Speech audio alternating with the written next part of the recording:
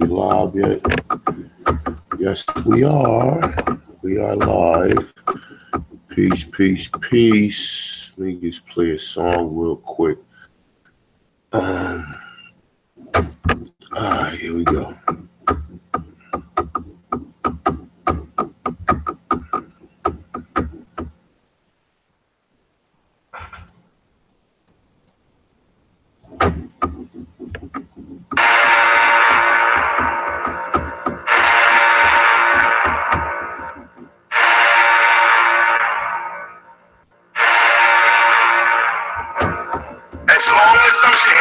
Acting or rapping, walking around like I don't know what's happening. You like me, you like me, you like me.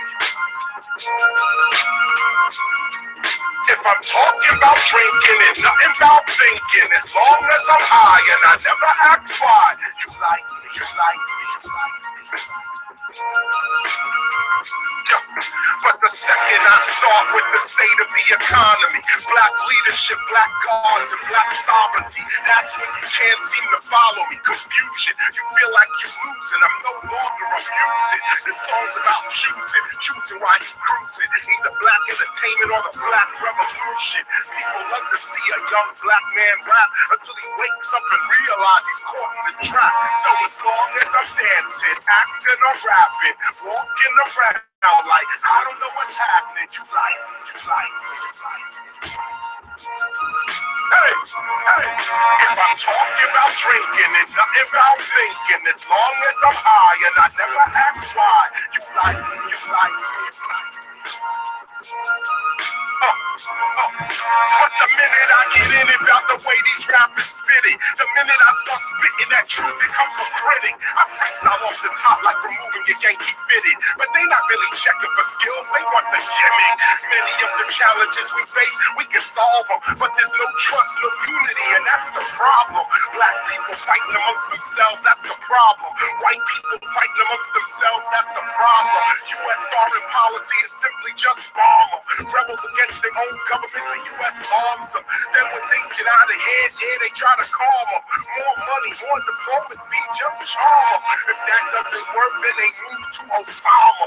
Turn them into a terrorist so they can disarm them. Through the corporate media, we don't stand a chance, but too many people want us to just stand and dance. So as long as I'm dancing, acting or rapping, walking around like I don't know what's happening, you like me, you like me, you like me. If I'm talking about drinking and not about thinking, as long as I'm high and I never ask why, you like me, you like me, you like me. You like me, you like me, you like me. You like me, you like me, you like me.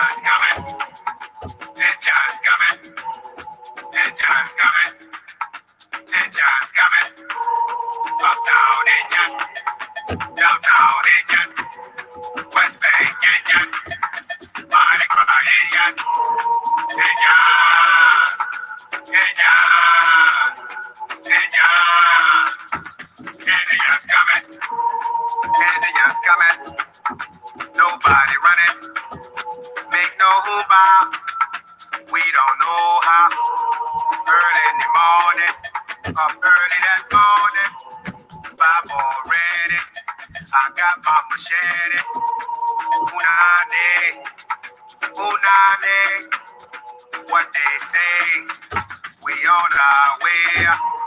Downtown Indian, uptown Indian, West Bank Indian, back of town Indian.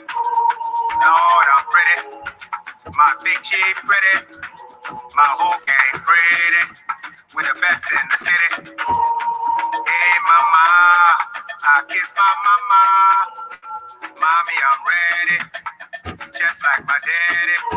I kiss my daughter. I hug my son. Grab my gun. Let's have fun. Jockey move. Jockey move. I jockey my Fina like Hurricane Katrina.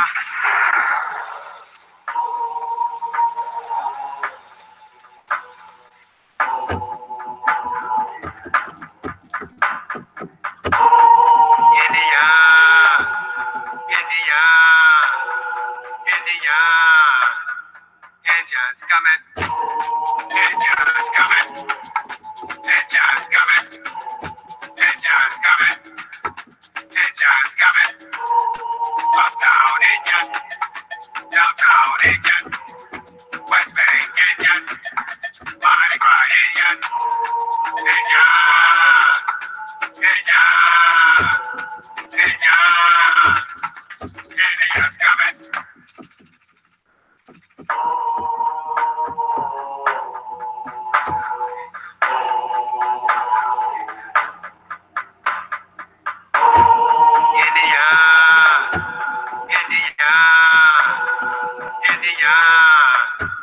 Engines coming.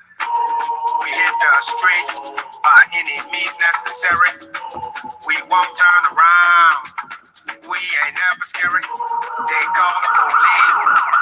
St. Joseph night. Police talking crazy. Now the minions wanna fight. Lord, Lord have mercy. Here come the minions with that old time religion. Big Chief Joe P. Judy Montana. Big Chief Jolly. Scream Coochie Molly. I love my culture. We stick together. We tougher than leather. We live forever. Represent your name. Represent your gang. Do your thing. My second line sang. Hang, hang, hang, hang.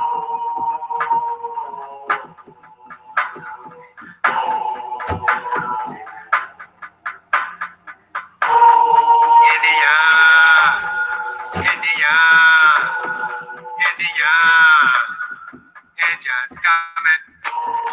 Engines coming. Engines coming. Engines coming. Engines coming. Uptown engine. Downtown engine. West Bank engine. Mardi Gras engine. Engine. Engine. Engine. Engines coming.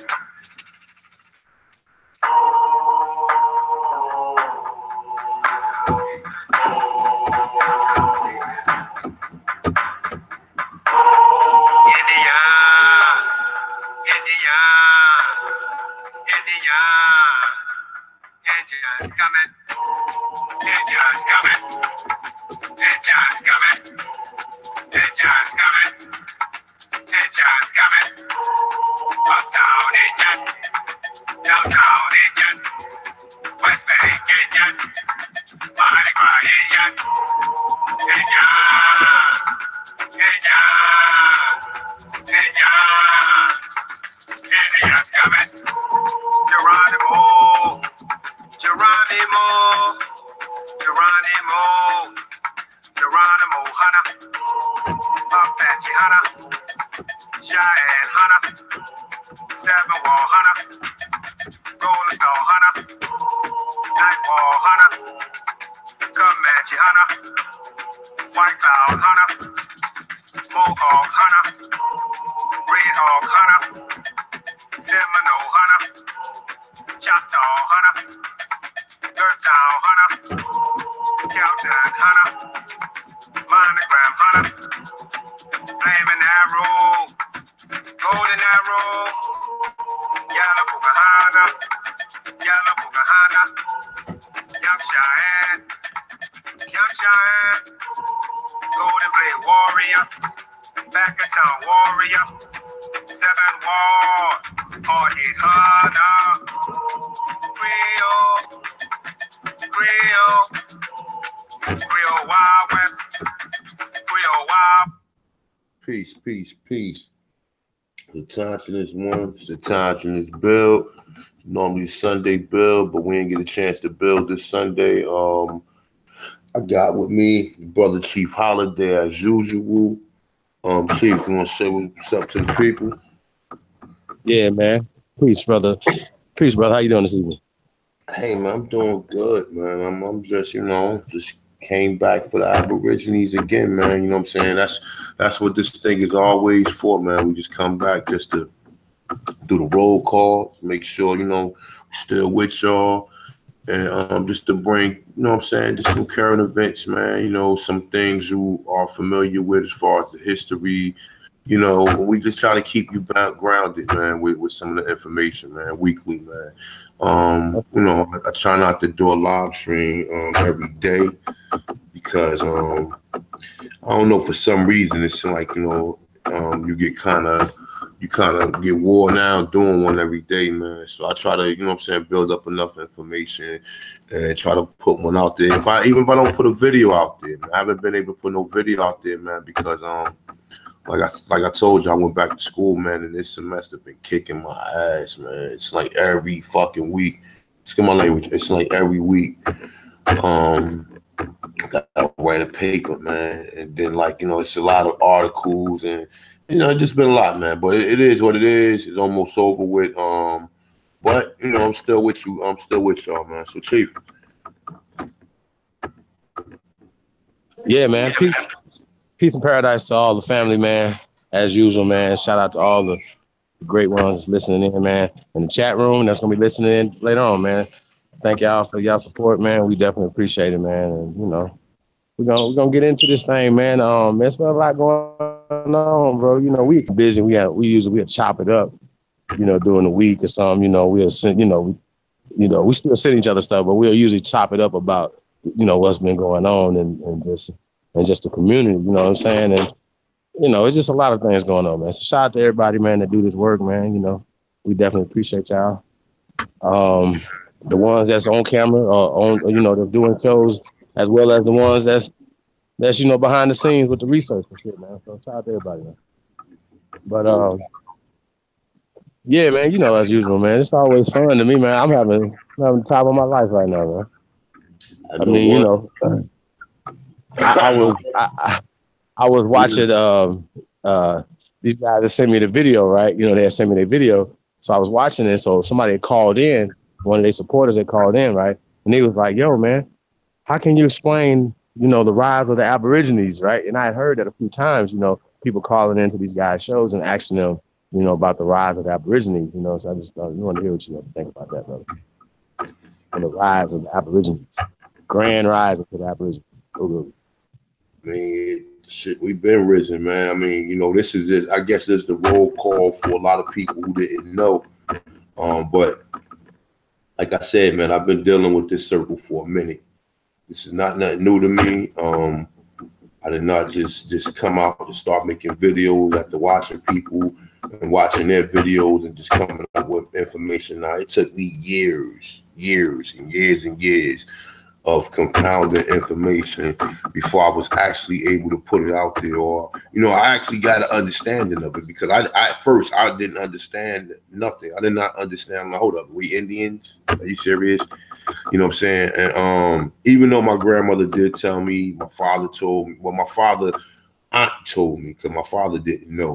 But yeah, man. I mean, the rise is up, man, because it's a lot of people, man, who coming into it. That's why I don't do a lot of channels. I mean, I don't do a lot of videos all the time, because I be trying to do different topics or whatever. One of my biggest topics that I did do, that I'm gonna toot my own horn for, was the Indian slavery. You know what I'm saying? Even though you heard people saying that we wasn't from here, you heard people tell you that they didn't bring nobody here from Africa. No one was talking about the Indian slavery, man. So shout out to me. Shout out to Chief Holiday. You know what I'm saying? Shout out to the Autochthonous one, man, for bringing you guys some of that information, man. Because it's like, what? It seems like a lot of people, they just don't appreciate you when there's so many other people out there, and they putting pretty much the same information, which they are, you know, a lot of people, you know, they derive information from people. They don't give people their credit. They just make it seem like, oh, I just came up with this or whatever. Nah, I give people their credit. Shout out to Aborigine, because Aborigine got a video with that song on it with the engine. And definitely shout out to that brother, man, because I would never even know about the song or whatever. I don't know, for some reason I just feel that song, yo. I feel it like. But yeah, man. Shout out to the viewers, man. I know we haven't been around, but goddamn, man, we only worth 15 viewers, man. You know, I'm not one to tell you to hit the like button or none of that stuff or whatever. But what's up with the viewers, man? What's up with y'all at, man? Where's too many Aborigine channels out there, man? You know what I'm saying? That's what it seemed like. But you know what, though? I don't care if it was just 2 people in on it. We gon', you know what I'm saying? We'll get back or whatever. It kind of stopped the progress of the bill from the Sunday bill when the guy hacked my screen and did that foolishness or whatever. We had a little momentum going every Sunday. You know what I'm saying, right, Chief? Yeah, man, they can't stop nothing, man. You know how it is, man. Yeah, they can't. I mean, but you know, they kind of stopped some of the momentum we had going or whatever. We had some good momentum going the first month and a half or whatever before I got hacked. But don't even matter, man. It don't even matter. I can open this page up. Like I said, I use my main page for the videos. This is just the streaming until I guess I got another couple of weeks. I think the 60 days almost, the 90 days almost up. So I think I got like a couple more weeks before I can live stream on my actual channel again. So I think probably by next month I should be able to live stream on my actual channel. But yeah, man, the Aborigines, this information getting out there. So I talk to people every day about this. You know, you still got some of the naysayers. Most of the people who say they don't care are the people with good jobs and shit. You know what I'm saying? Like always, the people with good jobs always seem not to care. And I'm not saying that's for all of them, but when you talk to most people, they're very naive to it. Like today I had to go into one of these bureaucracies, and the lady who was interviewing me, I told her to change my status on my application to American Indian. Right, so she asked me, she's like, why did you want to do that? I said, because I'm not an African. She was like, oh. She said, does it make a difference? I said, I'm not an African. Fuck, I'm not an African. And she was actually a white lady. She told me she was from Egypt. Right, so I was looking at her like, are you sure you're not from Egypt? You're not the real Egyptian. And I ain't say that to her, but that's what I was gonna come off with. Like, your people ain't build no fucking pyramids or whatever. And if you know what I'm saying, we ain't got nothing to do with the pyramids. I don't even really take responsibility for the pyramids in Egypt no more since we found out about these pyramids in Peru. But shit, shout out to the Aborigines, man. I said, sorry I haven't done a video in a while, but I got a couple of videos that I'm gonna do. I don't know if you've seen, I put a little 10-minute video today. Brother Turtle Gang. Shout out to the brother Turtle Gang, North Francis. Brother always come with some good information, man. He got most of the culture down packed. I think he's a little off on some. I think the history he says is kind of like straightforward. But most of the Indian history, I'm not privy on. I don't know too much of the Indian culture. I'm not gonna lie to you. I know some of the culture. I don't know a lot of the culture. That brother know a lot of the culture. And I'm trying to reach out to the brother. Actually, he's on my Facebook page or whatever. I'm gonna reach out to the brother, see if I can just build with him, because he got a lot of information. He has a lot of the stuff that I'm missing to connect, you know what I'm saying? But check out his video on Black Magic, I think it's 386 or 368 or whatever, Brother Rich channel or whatever. I'm quite sure most people probably subscribe to him or whatever, but yeah, definitely check it out. He went in on this one, but you got to understand something, right? To the person who kind of naive, they still don't know, because most people don't tell you. Okay, they always tell you how many Africans that they brought here. They never tell you how many Indians that were here or how many Aborigines that was here at the time. Okay. He made a great point about the war bonnet, and that's what I've been telling people. We didn't wear no war bonnet. We wore the feather crown, the single feather. And a lot of times we wore like the headdresses or whatever, like you said, with the turkey feather. Most of that is our culture.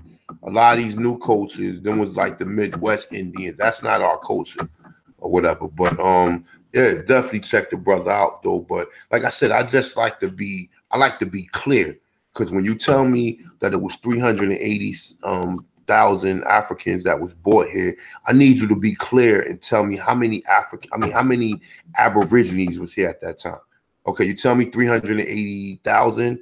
And we see on the census, obviously. Now I'm starting to see a lot of people use this too, the census thing that I pointed out in 1870. In 1870, it was almost 7 million. 1880, 1890 was almost 8 million people here in 1880. Okay, and that's out of 387,000 people was here. Now people forgetting, they keep missing that. They keep forgetting to leave that out. Because if that's the case, right? Let's say if that's the case, right? If by now, even the Africans that was brought here, probably about 100 years later, they was no more longer Africans, because there was so many Aborigines here. Even if they was mixing with the Aborigine women, they still mix back somehow. Because if you say every black person here got Indian, and every black person here is the Indian himself, or whatever, when we just keep mixing back in. We just keep mixing back into each other. No matter if we are mixing back in with other African, or I mean with so-called other African Americans. Okay, we just mixing back in. So that will make we probably didn't mix the African up out of us by now. And I don't know if most people understand that, but you have to think about it. 387,000 to just 3 million. That's 3 times more. I mean, that's 10 times more than the 387,000. Do you think that you will be more African than you are Indian? So that's my biggest thing. My biggest thing, I always wanted to understand that, because when you have to tell me, all right, well, how many Africans was born here? Okay, all right, you said 387,000. Now they remember, they wasn't bought every place. They was mainly bought in the Carolinas, mainly in the South Carolina area and Virginia. And remember, you know, even you hear people, even with the generic sense of people trying to teach this, they start off with that 1619 story. That 1619 story has no strength or nothing to stand on, because we already know that the 1619 story was people who came from the Hispaniola or the island of Hispaniola after John Hawkins and Sir Francis Drake and his boys was robbing these ships and bringing these Negroes back to Virginia or whatever. So, Chief. Yeah, man. I just say, man, you know, man, it's just a good time right now in history, man. You know, to build, you know, and what we're talking about, you know, as a build, you know, that we're doing. Yeah, we got to start building, you know what I'm saying, and not just be, you know, about the conversation and be about the building. I think that's very important, you know what I'm saying? Because the information is cool, but how can we use this information to build? And we have a historical back, you know, to look back on, you know, our ancestors and what they built, you know what I'm saying, with the proper information. They built civilization. They built everything that the world is using right now, you know what I'm saying, that comes from the American Aborigines. You know what I'm saying? So we gotta really take credit for that. You know what I'm saying? I like how you took credit for that. Shout out to you for all the work you do, bro. You know what I'm saying? It's definitely needed. So yeah, definitely appreciate that, man. And it's you know, I feel you. We should smell our roses right now. You know, while you're alive. Why wait till, you know? Why give somebody roses when they're not here? You know what I'm saying? So I definitely agree with that. The whole term slavery, right? This is a very tricky word, right? And I remember somebody telling me before that black people were slaves and white people were servants. And I just thought that was really interesting, you know what I'm saying? And we always break down the etymology of words and stuff like that and whatever. I think we're gonna have to definitely get into this whole slave. Yeah, what you make it faster? No, it's good. Yo, you feel what I'm saying, bro? Like these words that we are under got us under a spell. Got us under a spell, and it dictates our reality. You know what I'm saying? These word spells that we're under. Yeah, well, the word slave itself, we already know that's a Slovenian word. When you look up the word Slav in the etymology dictionary, you go down. It's a sea Slav. It's a secondary use. It's a secondary use because there's so many Slavs sold by conquering people. So I would presume that the word slave is plural. Okay, the word Slav will be singular and the word slaves will be plural. So secondary use because there's so many Slavs sold by conquering people. Okay, now what you understand is when you see that picture of America and you see the two Europeans holding up the queen or the matriarch, or you know, most of the women held the chiefdom. What how the brother say, clan mother, or however he put it. Which that shit made a lot of sense, man. I was just sitting there thinking, like, yeah, man, a lot of that stuff was like, it resonated with me. But yeah, man, I mean, definitely. And like I said, I don't be trying to be cocky, and I'm definitely never cocky with none of this information because, you know, as far as like a lot of my information I got from just studying and just being able to put and formulate this in my own thing. Shout out to Yafa Bay, shout out to the Duke of Tears, because without Yafa Bay, Duke of Tears, I wouldn't never knew what the fuck a Tanchan was. So shout out to them or whatever, for like being able, at least for me, being able to pay attention to a lot of these scholars. Because I don't know, a lot of these scholars people ain't gonna be fucking with them because so many people got their little personal views about things. You know what I'm saying? So, you know, I don't know. Right now, so many darts being thrown in certain directions to where, you know, people not going to be able to get an opportunity to venture out or whatever. You know, everything ain't about a feather, and you know what I'm saying, in nature, you have to still try to teach yourself according to what's going on. You know what I'm saying? Shout out to Brother Rich, man. I will be attending his little lecture he got on June 3rd with Brother Panic, Phil Valentine, and the Duke of Tears. I will be there. Definitely. You know, I love Brother Panic is my man. I listen to Brother Panic all the time. Shit, I haven't smoked a Panic pack in a while though. And I mean, but definitely I fuck with Brother Panic. I don't care if he's not an Aborigine. I don't care if he's not talking about none of that shit that people can relate to. I'll be out there with this information. You understand? So that's who I am. I'm a person. I go far out there. But shout out to him, Phil Valentine. Love Phil Valentine. Still check Phil Valentine out. I don't care about none of his personal views or none of his personal things or whatever. You know, that's a lot, man, because a lot of people, they can't fuck with certain people because they got these personal views about them, man.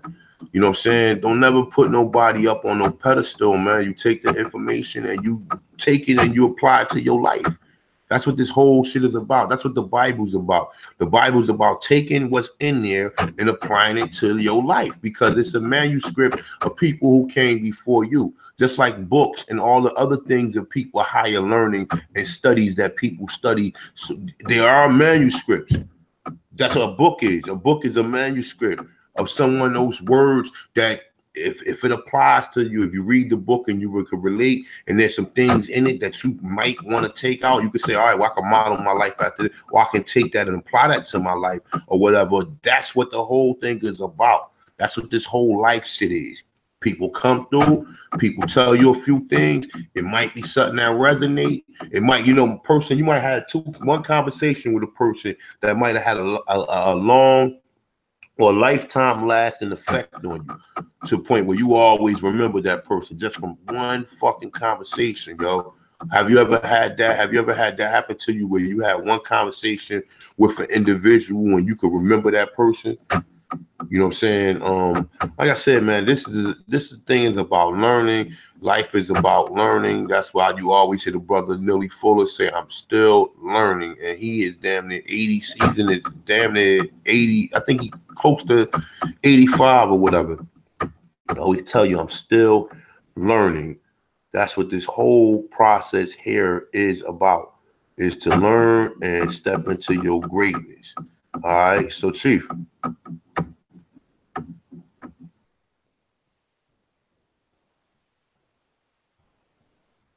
Chief, I don't know where Chief at. Let me just keep building. I was actually watching another Aborigine show with the brother Rick. He had Sister Phoenix on there, and I think Marvin Coleman might be in the background. I know Kerry Davis sometimes be. I mean, he be doing shows with Kerry Davis sometimes. And what I found interesting was when he was talking about how most of the military, a lot of things in the military is patent out of the Aborigines. So figure like this, what he was saying like the Apache helicopter, no, the Apache something, the Black Hawk, that's a helicopter. The Tomahawk torpedo. He was saying it was a bunch of different either weapons or different maybe vehicles and things like that the Army used, that they got the name from us or whatever. And it's a very interesting video. It definitely put me out there on some other stuff, or just to give me an idea of certain topics that I need to look up or whatever. I found that interesting. Chief. Yeah, man. Was you in the Chief? You was in the military, right? No. My parents were. I was what you call a military. Yeah. Have you ever heard that? How a lot of the either the weapons or a lot of the military SUVs or the things that they utilize are named after fucking the Aborigines, man. Oh well, yeah, definitely like the Apache helicopter. We'll just give you a thing or whatever, right? But I wanted to shout out to brother Kerry Davis, right? And shout out to CD Fury. He did an interview over there, right? And I actually caught part 3 first, and then part 3, he was talking about. CD had asked him about what tribe he was from, right? And Kerry was moving around that question. You know what I mean? And he finally just broke it down. He was like, listen, man, those are all created tribes. Those are created names, things of that nature, whatever. I just wanted to get your opinion on these Cherokee names and all this other stuff, Creeks, Blackfoots, you know what I mean? All these different things, Choctaw, things of that nature, whatever. Are we looking at this thing all wrong by trying to join those tribes that were created by them, brother? I'm not trying to join no tribe. I'm a Tancha. I'm claiming my own tribe. As far as we know the 5 civilized tribes are not the original tribe. We do know the Cherokee.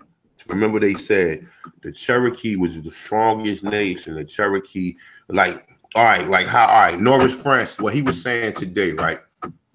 He was trying to say that the Lenape was basically responsible from Delaware all the way up. But what about the Shinnecock and what about the other tribes? Like you said, when you talking about old dirty bastard tribe. I'm gonna get back to the point. I'm gonna just bring it all full circle. When he was talking about old dirty bastard and how they were saying Wall Street, they built Wall Street to keep some of the Shinnecock and keep some of the New York tribes out or whatever while they was doing business or whatever. But as far as the tribe, I believe it's going to come down to territory or what territory that you was in, whether or not you can prove it. But most of us already know it. Think of it like this.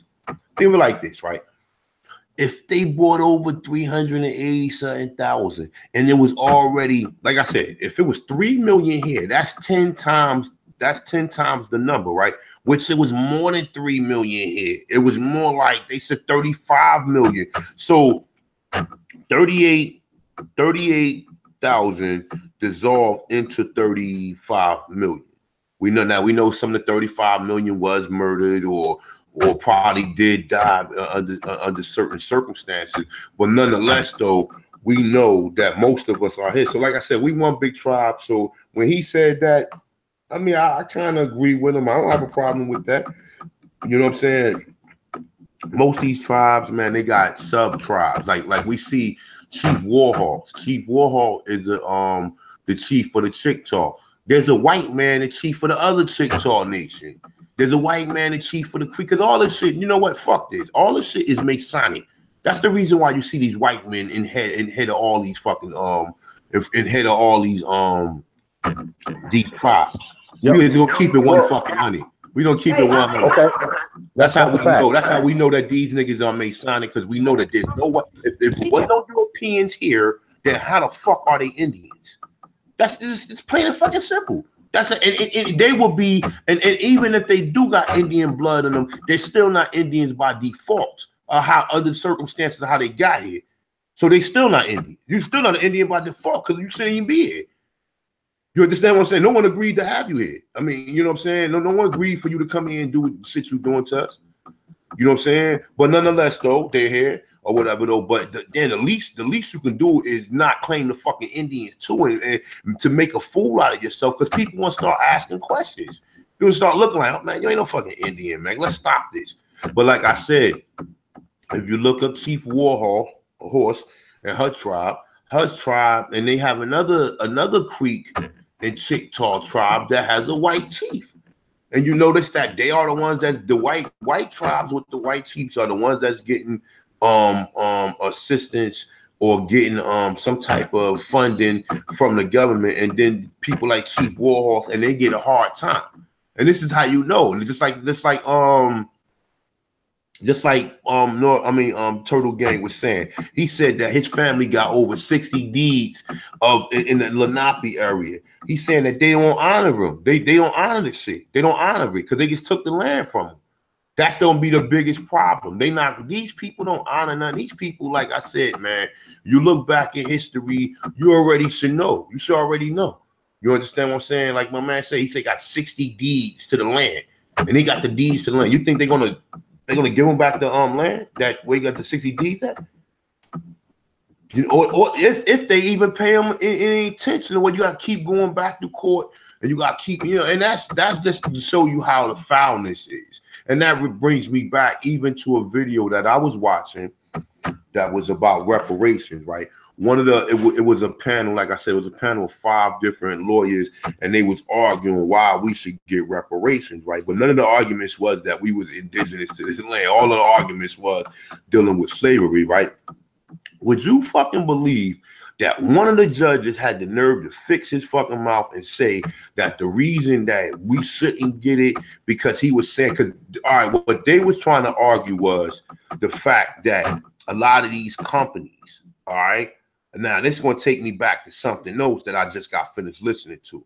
All right, a lot of these companies, the DuPonts and all of these names or whatever, they were the ones that directly had something to do with slavery. So they were trying to sue these people, right? Stating that, like Philip Morris and all these people, they're trying to sue them, stating that they had a direct hand into slavery. So, the judge said, well, look, even if that did happen, at that time it was legal. So the lawyer trying to argue him down morally, saying, well, hold up. Well, you mean tell me you ain't got that much morals to say, well, okay, if it was legal, why would it be legal that you selling people and keeping them in bondage?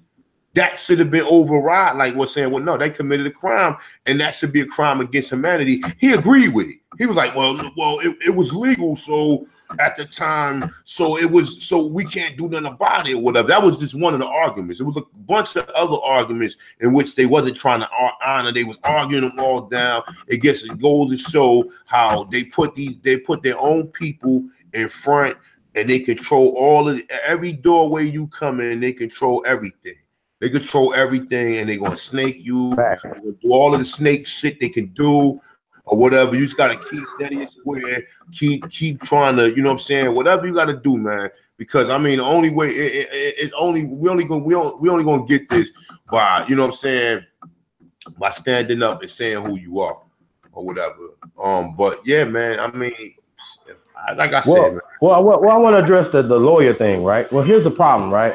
We understand that the Bar Association goes back to Britain, so it's associated with Britain, right? The British government and the Queen, the Vatican, and things of that nature, right? So we understand that. Okay, so when you have a lawyer who's an esquire, right? And you break that down, you go find out what an esquire is, and these people are protectors of the crown, protectors of the system. So even if you have a lawyer, your lawyer is still an officer of the court, for instance, right? So him and say for instance, the judge will already have an agreement. They already have a script. You're just the only one that's not in the know. You know what I'm saying? As far as lawyers and things of that nature, whatever, right? So don't ever think a lawyer, even if he was Johnny Cochran, is working for your best interest or he's working for us. You know what I'm saying? So that's why they never win, because they go in with people that are working literally for the system that they are trying to fight against.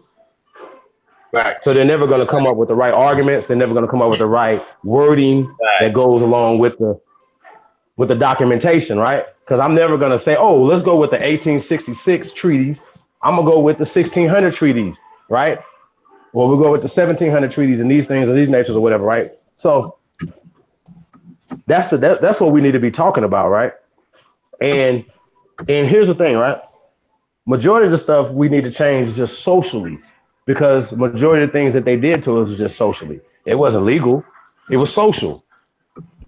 Y'all, it's the difference between being legally slavery. Slavery is not legal to go to Africa, snatch people up and bring them back. But what is legal is apprenticeship. What is legal is a form of any form of capitalism, and slavery was a form of capitalism. They're just calling it slavery. But if you go clock in every even if you a basketball player, you make $40 million a year, you're still a slave because you're working for somebody else.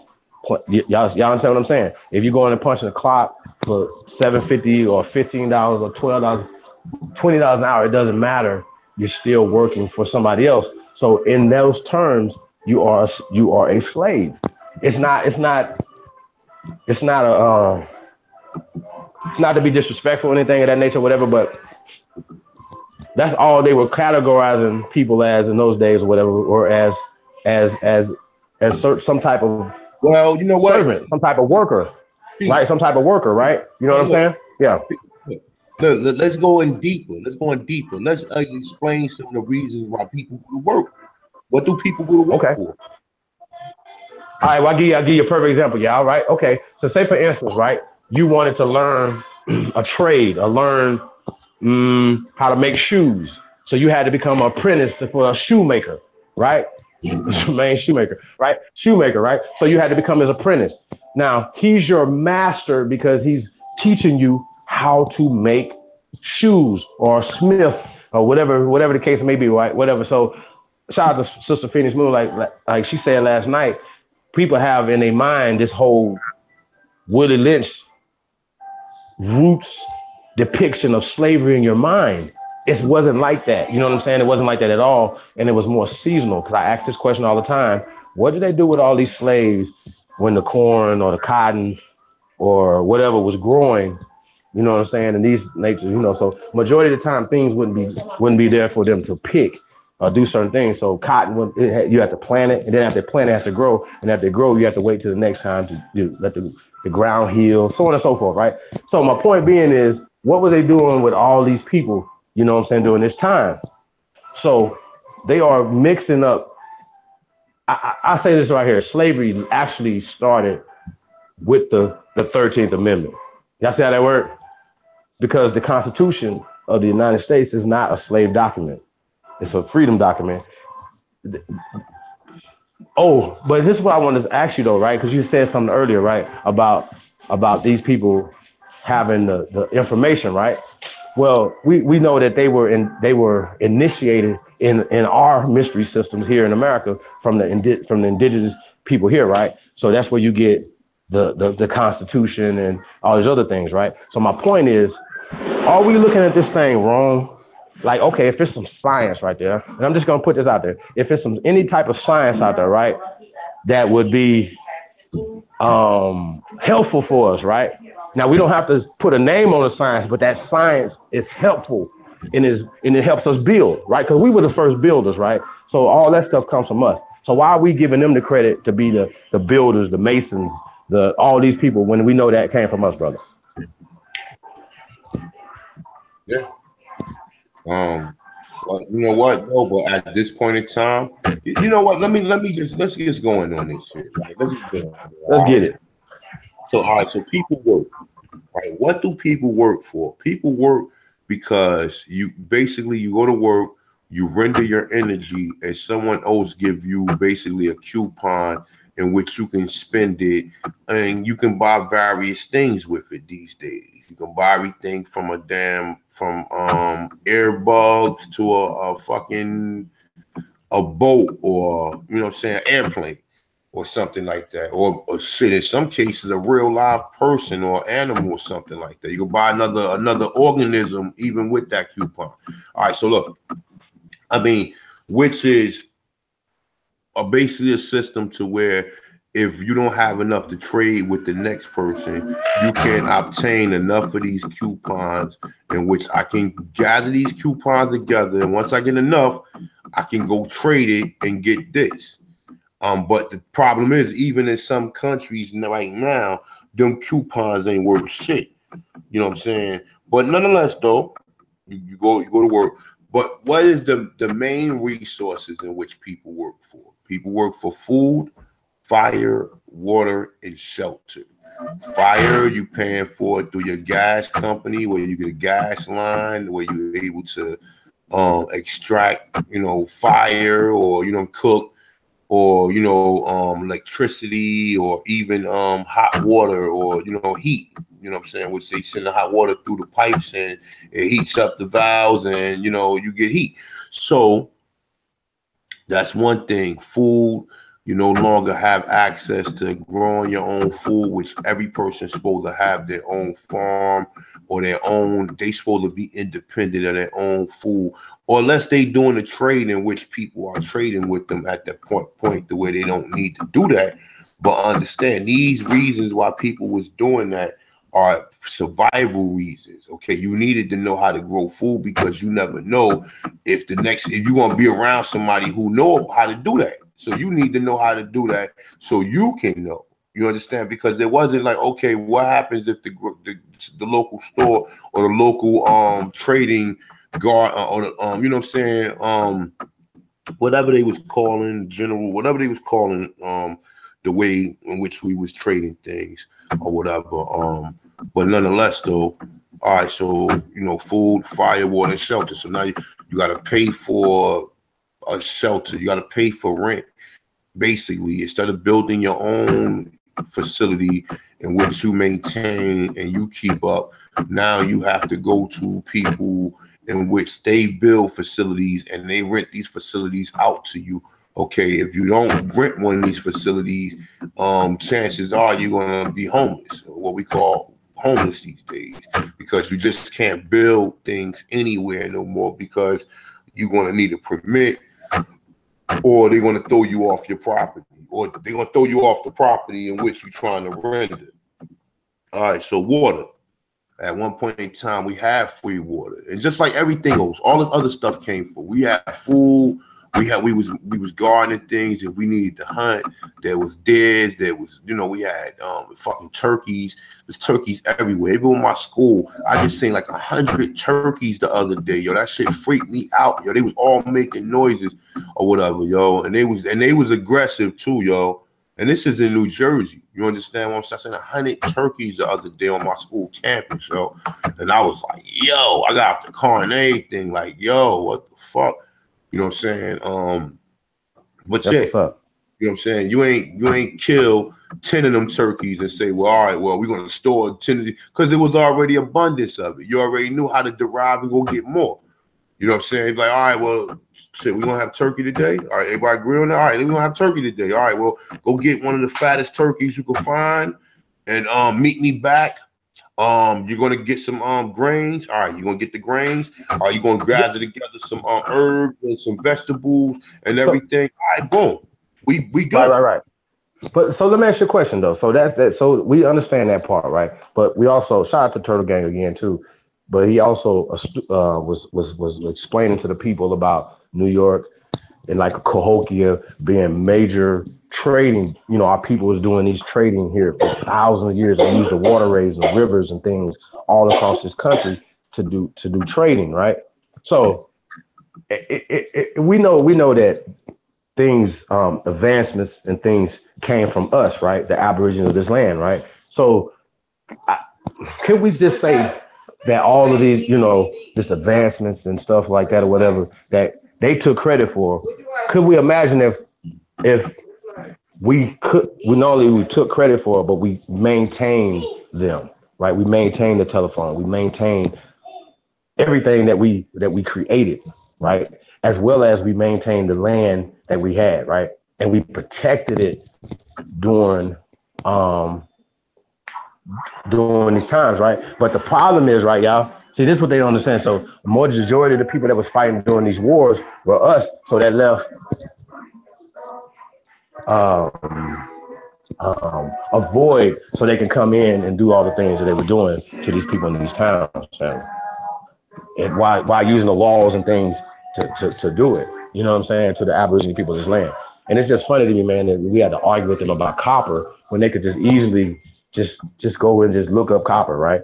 And we ought to understand that the people wasn't calling themselves copper. That's not from us, right? We wasn't calling ourselves maroons. That's not from us. But the Spanish had relationships with the people that they call maroons or Negroes of the land. You know what I'm saying? So and once the British came or whatever, then they started to change languages and change our names and things of that nature, and then start putting up other names like Indian and stuff like that or whatever, right? So I just think it's weird, man, that we are still allowing them to mind manipulate us like this and to use roots. They still use roots, even after everybody knows that roots is fake, that Alex Haley is fake and it was plagiarized. They still use that as a benchmark or yo, this is our story right here. You know what I'm saying?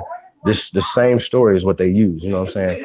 A kidnapping, blah, blah, blah, blah, coming to America and doing all this other stuff or whatever, right? But even in the Roots movie, Kunta Kinte, even in the old one, even in the new one, it was a clear distinction between him and the people of this land, right? They didn't know anything about any of the African stuff that he was talking about, y'all. So I just think it's weird if they had brought off all these millions of people here from Africa, right? How we all just lost the languages, the customs. We don't like goats. And then like we couldn't raise goats. We got goats, right? I remember goats growing up. So we got goats. So you mean to tell me we're going to eat pig than goats? So I mean, I'm just saying though, this is and I got a question for you too. Huh? You like goat? We just went to we actually just went to a farm with my trip with my class or whatever, and there was a bunch of little goats, and they was bad, bunch of them, like really, they was you know, kind of cute and shit, man. You know what I'm saying? It was, you know, it was good to be around nature, man. I ain't gonna front, man. I seen a llama, brown llama and a white llama and shit, man. That was good to be around nature, man. I'm telling you, I was like, yo, felt good to be, you know, smelling everything. But what you say that point again, Chief? What you saying? Well, you know, we just trying to, you know, get to the bottom of this thing. You know what I'm saying? As far as all the lies that was told to us. Right. They took power. They a lot of this stuff is just new. It just happened. A lot of the old stuff that they teach was just whitewashed. They rewrite history, you know what I'm saying, of people and places and things like that didn't exist. They just literally making stuff up. You know what I'm saying? Because I still say that professor said that you said earlier said that, the judge said that slavery was legal. Show me the legal documentation to prove this, because I could show you kidnapping. I could show you all of those things, and it's documented that they rewarded kidnappers. So what the hell are y'all talking about? Yeah. And they was kidnapping free Aborigines from this land, man. They was displacing free Aborigines, black people or carbon-related people or brown people of this goddamn land, man. Why is that so hard to comprehend? But that's the And biggest why? thing. They think the numbers are small. See, a researcher going to go in and he's going to start saying, well, then hold up. Let me see. All right, this is how I'm going to determine what is it going to be. If I find out it was more African, and then this is another thing. Let's deal with this shit too. All right, you know how they always tell you in Brazil and Cuba they got so much African culture, right? Follow me? You follow me, Chief? They start saying Cuba. Oh, well, some of these people have African culture, right? They try to say, well, some of these in Cuba and Brazil, they try to say. Now remember, the Portuguese stopped importing slaves in Brazil probably like in the fucking mid 1700s. It probably wasn't even up to the 1800s, right? Now remember, we know here in North America that they brought over at least 100,000 so-called Africans in the 1800s. Right. In the 1800s, right? Or according to them. Actually, no, we don't know that though. We don't know that. Don't make me lose my point. Hold up, because I'm going somewhere with this. All right. So let's say if so, they say that they brought over 100,000 Africans in the 1800s, right? Check, right, Chief? I got you. Check. All right. So why the fuck they don't know none of that culture then? How the fuck the people in Brazil? They remember. They know how to do. This is a culture from Africa. So why the people here that was here in the 1800s don't have no African culture? That's almost look. That's in our lifetime. In the 1800s, that's in our lifetime. Now 100 years ago. I mean, you figure 100 years later. So if somebody, let's say if they brought African here in 1830. By 18, and he lived to be maybe 80 years old. So he came 1830. He probably died in 1910 or whatever. He will remember some of his fucking culture from his country. You understand what I'm saying? And why is none of this stuff passed on to us? Why is none of this stuff passed on? Because they lying about something. They lying about a lot of stuff because we already know we could them numbers easily that they telling you the 12 million people that they were swapping around. We have to first of all understand that the Spanish, Portuguese, and French was not fucking with the Anglos. Okay, this is what most these people just say. All the Europeans just came to Africa and just started grabbing up people and just started taking people and just started doing what the hell they want. No. That's when you supposed to hit them in the head with the homie the clown sock. Like, slow down, bonk. And then with the homie the clown sock, like, bonk. You idiot. No, that's not what happened. What happened was the Doomed Divisors was first, in which that allowed the Catholic countries to come here and enslave us first. But what happened was with the English and most of the Anglo countries, because they were starving and they were trying to find a new land, they came here first. They came here for the fucking land. You know, and that's what made it more diabolical. Okay, the Spanish wanted to come here and take some of the resources, but the English wanted to stay here, period. They didn't want to go back home. So that's a problem within itself. You understand what I'm saying? So now we day warring with one another. But see, the problem is this. You know, the problem is this, right? And even shout out to the brother Norris Francis and Turtle Gang, right? And even him, right? We already got the anthropology and archaeology of them calling people Negroes here. That's the dates 2,000 years. So they was already calling people here Negroes, even if they didn't bring no fucking Africans here. So this is the shit that fucks me up about people that they not putting out there. You could say, you could tell me about all these traditions and customs or whatever, but you can't tell me that it was already people that they found here that they was calling fucking so-called Negroes, or we found the archaeologists claim that this is Luzia is a Negro, Naya is a Negro, the Bro woman was a Negro, and some of these other even the stuff that they found Julian that article I was reading. The monthly anthropology something. I forgot the name of it exactly, but they were showing you that they found Negroes all in all these areas where they telling you that there was no black people here until they brought Africans here. They telling you that they found Negroes that was already here. See, that's the whole confusing part. That's why I don't buy into that. That's why I'm like, yo, they're lying. Because you telling me there are all these places where you said there was no Negroes there until you brought them there as slaves. They finding people who sedate fucking slavery. Even in Brazil, even in Cuba, even in West Indies. Oh, they brought most of the African slaves to South America and Brazil and the West Indies. Okay, but there was already black people there. So how do we know how do we know that to be true? You understand where I'm going with this? You understand where I'm going with this? So, and even for anybody here, even the brother Turtle Gang, he alluded a lot of points to say that it was already black people here. The Thompsons weren't going to say that for you because we already did the fucking research to find that out.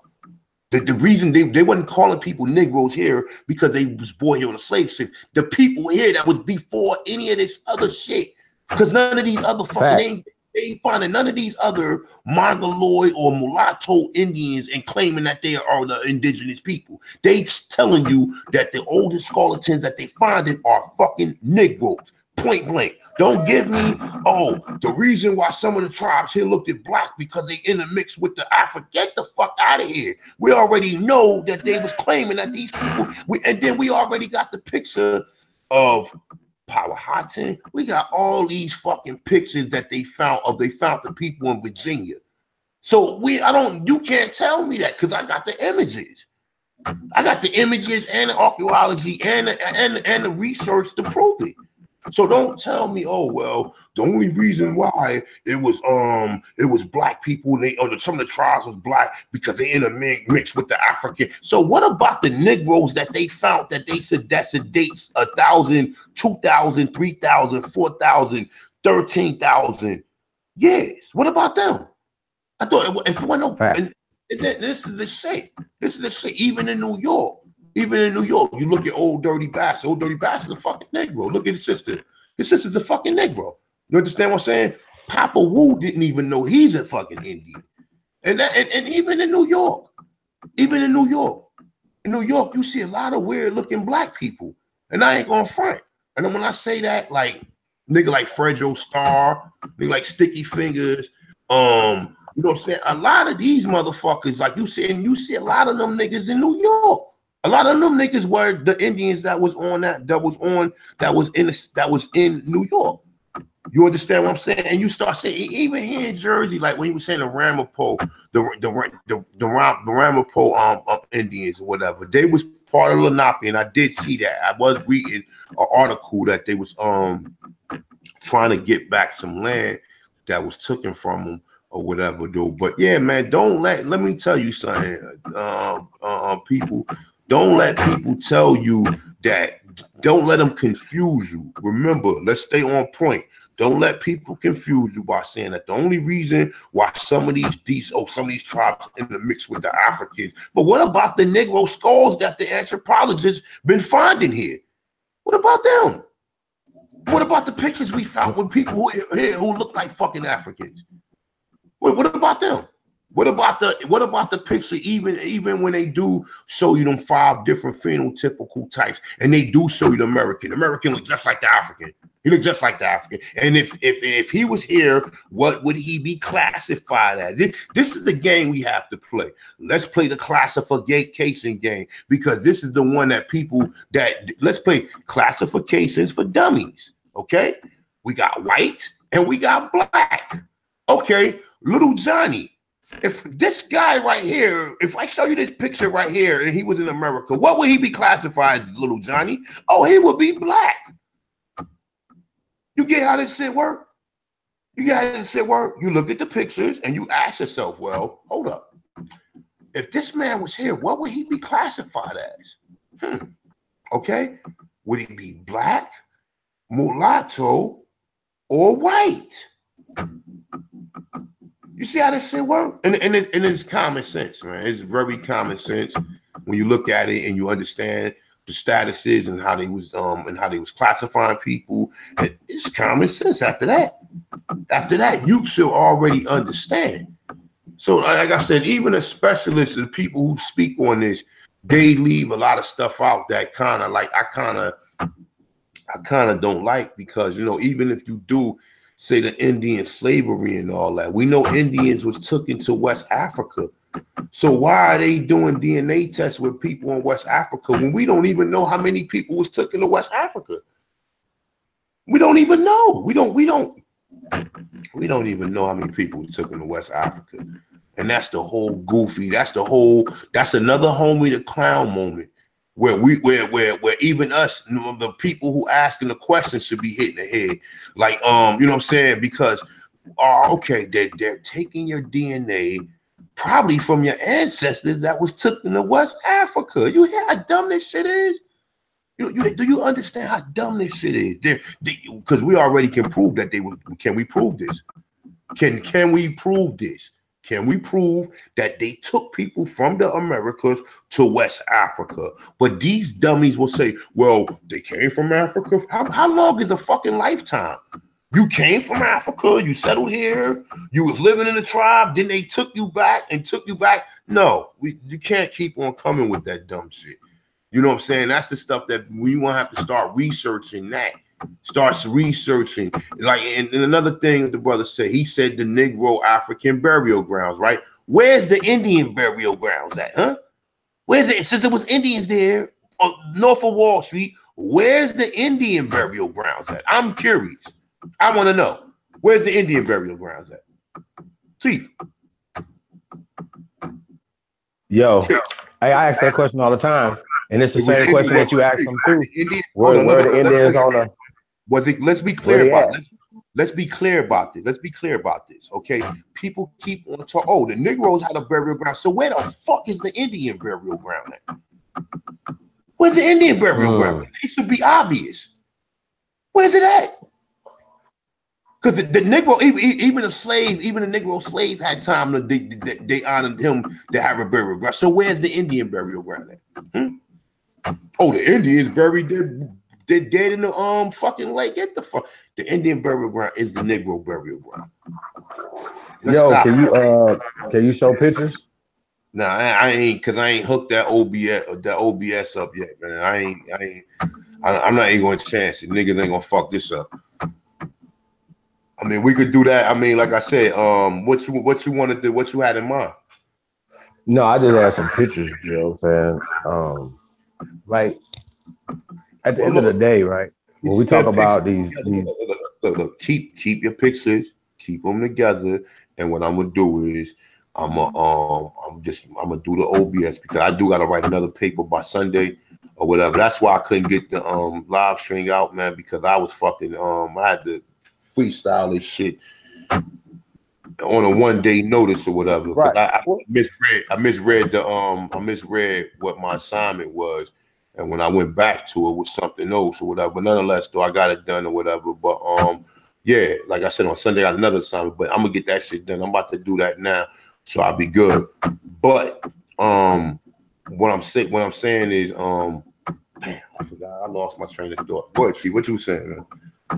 Shit, me too. But but listen though, man. Here's the only problem that we're having right now, right? Are books.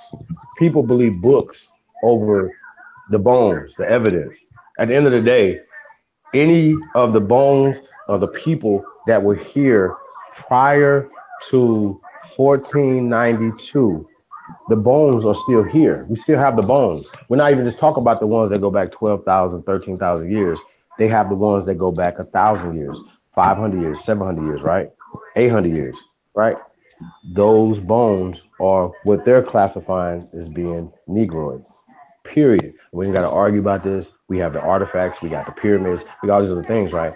What they have to understand, what they're going to have to deal with right now, today, just using Jabari, for instance, right? He's battling back and forth with Reggie about, I don't know what. Don't even know what that argument would be about. That's crazy. But anyway, that's just personal stuff, right? Right. This is personal stuff, because at the end of the day, it doesn't matter what they're talking about. It doesn't matter either way, right? It's not going to change anything for us here in America talking about that. But anyway, it's too for them to say, okay, for them to say what they're saying, right?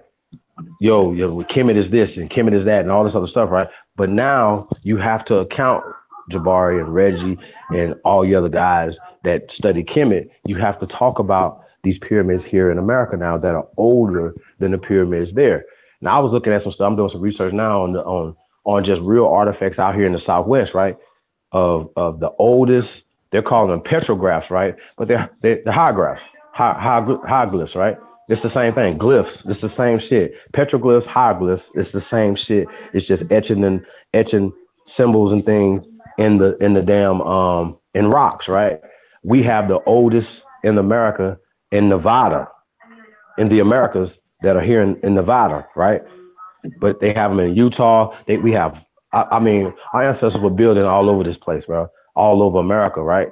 And there's oldest ruins on the planet. Period. They're not even dating them because they don't even want us to know they're there. So they're not going to go in there and say, oh yeah, these are dated back 200,000 years, 100,000 years, whatever. Because you could look at them. We got the oldest ruins on the planet. So I don't understand what these guys are talking about when they're talking about, well, we have taken all these trips to Kemet. Y'all have taken, he actually calls them Africans to Kemet, right? Well, they don't call, the people in Egypt don't consider Egypt Kemet. You know what I'm saying? Or Egypt or Africa for that matter. You know what I'm saying? They don't consider Africa at all for that matter or whatever. So why would you be talking about taking Africans from here to there? It's just weird, man, how they doing. But you could have been taking trips to Mexico, to Belize, to Utah for that matter. You know what I'm saying? They've been showing Americans their land and their artifacts that are older than that stuff that's over there. That's not theirs. That's not yours, Jabari. So no matter how many times you guys go over there, that's not yours. Yeah, look, don't lose that point, right? What I wanted to say is, do you ever see the joy in Jabari's face when he be talking about Africa? Do you ever look at he's programmed and shit? Like you ever look at him? You ever look at the like you want to hit him with the homie the clown sock because he's just sitting there. He look like a little child and shit when you soup him up and you tell him like we go to Disney World. You ready to go to Disney World? He looked like he got that look on his face. And you know, and Reggie, man, if Reggie want to hit Reggie with the homie the clown sock too, because he know damn well his grandmother told him he don't want nobody to know. He don't want nobody to know. He don't want nobody to be like, damn, man, my grandmother did say I was Cherokee, man. Like he don't want to tell nobody that. He want to keep right. He want to be Imhotep 15th son or 15th nephew or something, or some weird relationship when your grandmother said, boy, you're a Cherokee, you're not a damn African. You understand? And shout out to the real grandmother. They ain't got no real grandmothers like that. They ain't got no real grandmother like that who's really telling you no real information. Your grandmother working. Your grandmother probably working for the white man or doing some type of work or some type of typing and shit. You know what I'm saying? Right now, or whatever. She ain't telling you more history, but these niggas, when you look in these niggas' faces, they got a glow. They never been to Peru. They never been down to none of these places or whatever. Never been down. That's another thing what the Egyptian lady was saying today. She gonna try to say, well, Egypt is the oldest. Egypt ain't older than fucking Peru. Get the fuck out of here. And we got actual mummies with dreadlocks to prove it. We are actually, and that's what I'm trying to say. Where's the dreadlocks in Africa? Where's these hairstyles in Africa? Where are they at? I just want to know where they at. Because the Olmecs here got. Hey, it gets deeper than that too, right? Because while I'm looking into these things in Utah, right, in Nevada and Arizona, bro, our ancestors are depicting themselves in the darkest things that they can depict themselves in, the darkest brown, even black, even, you know what I'm saying? The darkest reds and things of that nature, whatever, right? But these are the depictions of themselves here on this land with dreads to their backs, down their backs, bro. Like, this is here in America, fam. So I don't care what they talking about, man. They're never going to be able to get around the science that they've been hiding. They're hiding this science. We're talking about hidden colors. Whoa. How did y'all miss this? 5 movies. See, you know what's funny, Chief? Talk about it. Think about it like this, right? Think about growing up, right? Your mother never really let you walk around with nappy hair, right? Anybody who really had a caring mother or had a mother, they mother never let them walk around with nappy hair or whatever. You know how you see Negroes with the little fish, they got, you know what I'm saying, shit so nappy or whatever. You got some mother never let you walk around with no nappy hair like that. We never walked around with just the standard nappy hair, like how they always show buckwheat or whatever. When we had some type of control over our appearance, we always made sure we always kept our hair up and everything. And even when you look in the pictures, even when you look through all this stuff, we always kept our hair up or whatever. We never walked around with just regular nappy hair or whatever. And I always found that to be interesting, man. Yeah, absolutely. But yeah, man, that's all I wanted to say about them jokers. Them jokers is mesmerized. We're ripping the threads as far as information. They do not, brother Reggie and brother he does not want to be locked in a room with me and the camera. You do not want to be. You don't want to be locked into the room with me and the camera. They will have to probably snap my neck because their viewers ain't going nothing they saying, man. After you start showing people pictures, because they don't have no pictures to show. Prove to me you're African. Prove to me you're African. Right. There's black people over here. But see what see see, look, the mesmerizing and the brainwashing is that all the black people on this continent was brought here by slavery. Now they telling you even the greater numbers outside. Think of this, right? Let's use our fucking brain for a second, right? Even the greater number. North America is probably the biggest. North America, I believe, is probably a little bit bigger than even South America. Okay? You know, I'm not going to say something that could join the islands together, but I believe that North America is probably bigger. Now, South America is probably more heavily, it has more, you know, probably vegetation and probably more like rainforests and everything than North America. But what I'm saying is, understand this, right? They telling you here, they only bought 3% of the slaves here, but yet it was still fucking black people here. But yeah, we keep finding skulls and shit all in South America, all in the West Indies. So now other people say, well, they brought most of slaves there to South. So when you look at South America and you look in the Caribbean, you'll think that them people was already Africans. No, we got these people here who predates anything of 400 years ago. So understand that shit is even in the questions.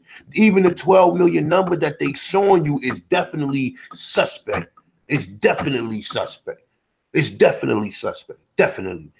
12 million? There's almost 6 billion. There's almost 600 million black people. They try to tell you in Brazil alone, there's almost 200 million so-called people who identify as black. Now they fuck with the numbers or whatever. They keep playing with the numbers with you or whatever. You know what I'm saying? And this is what they tell you. They tell you almost 200 million supposedly people in Brazil that identify with being black. That's in Brazil alone. Now they say outside of Brazil, the second largest population of black people is in Colombia. Okay, I wonder how many black people is in fucking Colombia, because if it's more than what they said we got here, they said we got 50 million here, so Colombia gotta have like almost 100 million. So what about Honduras? What about Peru? What about all them other countries? All them other countries got people who identify who look like us too. So, but when you look over there, you're told, oh, nah, them ain't some people. They came here on the slave shit. You understand? Them ain't some people. They came here on the slave shit. Which also, I'm doing some research on this, because I'm starting to think that when the Arabs came, the Arabs pushed most of the blacks that was in Europe or in Asia. I believe that there was a lot of black people in Asia prior to the 1500s. And when the Arabs came, they pushed a lot of the people back into Africa. I believe that the people there, when they try to say, oh, the Moors pushed in, the Moors is already there. Or the people that identify, they keep calling it, or they keep trying to make you think that was Moors. They was already in Europe. They was always there. They was always there. The Europeans did not get any power until fucking the 1800s, 200 years ago. So all these stories you hear, none of them stories was here. None of them stories was here. Prior to all this shit, he was learning everything. He was learning everything. And prior to we mating with them fucking European women to where the child or the mulatto got dominance, in which that's how this whole shit happened. You understand what I'm saying? According to that's what I believe, because according to my research or whatever. But nonetheless, though, they, like I said, if you go to South America, you go to the Conjoined Islands, the biggest story is, I mean, some of them people don't identify with being African, or some of them people do not believe. And that's another thing, what people saying, well, we should stop saying, we should stop trying to say the difference between Africans and us. Okay, we both been oppressed or whatever. That's a fact. Okay, that is a fact. I don't have nothing against the brothers and sisters. I don't have nothing against white people who've been oppressed. I don't want to see nobody oppressed. You understand what I'm saying? You know, that's what freedom is, and that's what justice is. Justice is you don't want to see nobody treated the way you treated.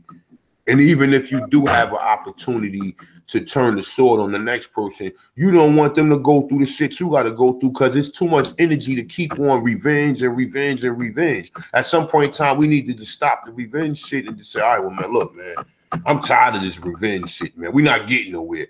You understand what I'm saying? Let's make a justice that we have some type of justice without we got to keep on, oh, I kill you, we do this. Nah, that's not going to be a system that's going to work. But what I'm saying is, just think about it. What you think about that, Chief? Well,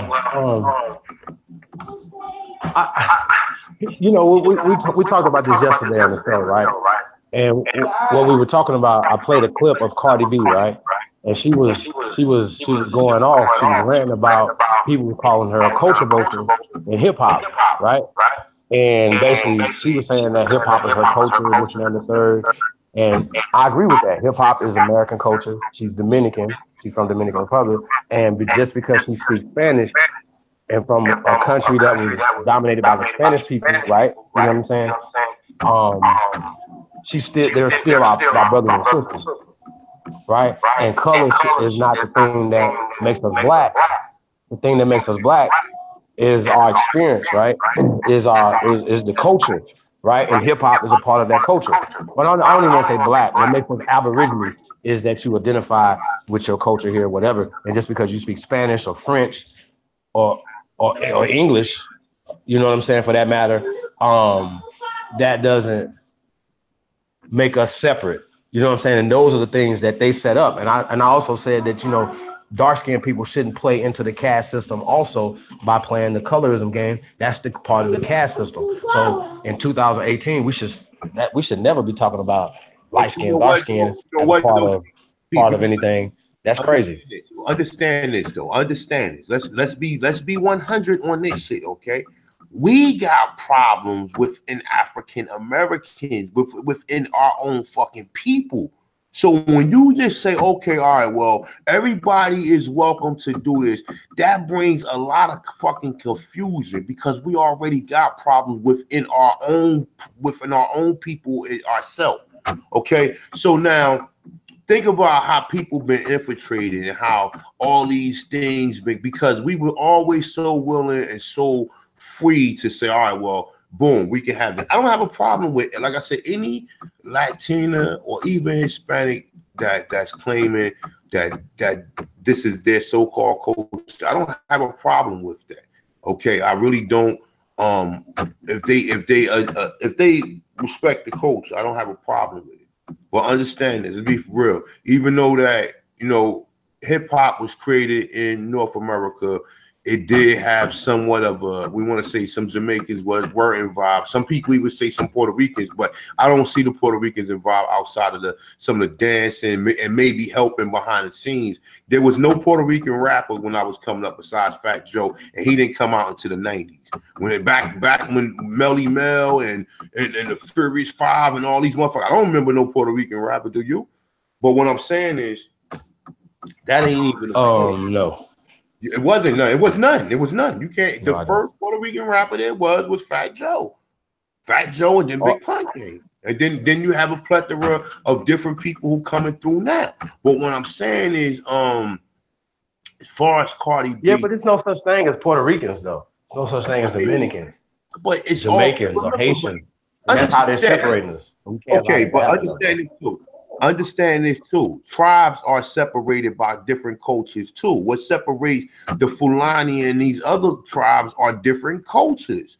Yes, they look alike, but they got different cultures. One got a bone in the nose, and one got another different culture where they might have scars or something like that. So there's different cultures. Different cultures separate people. Now, what happens is this: most of these people, they integrate into our culture by choice.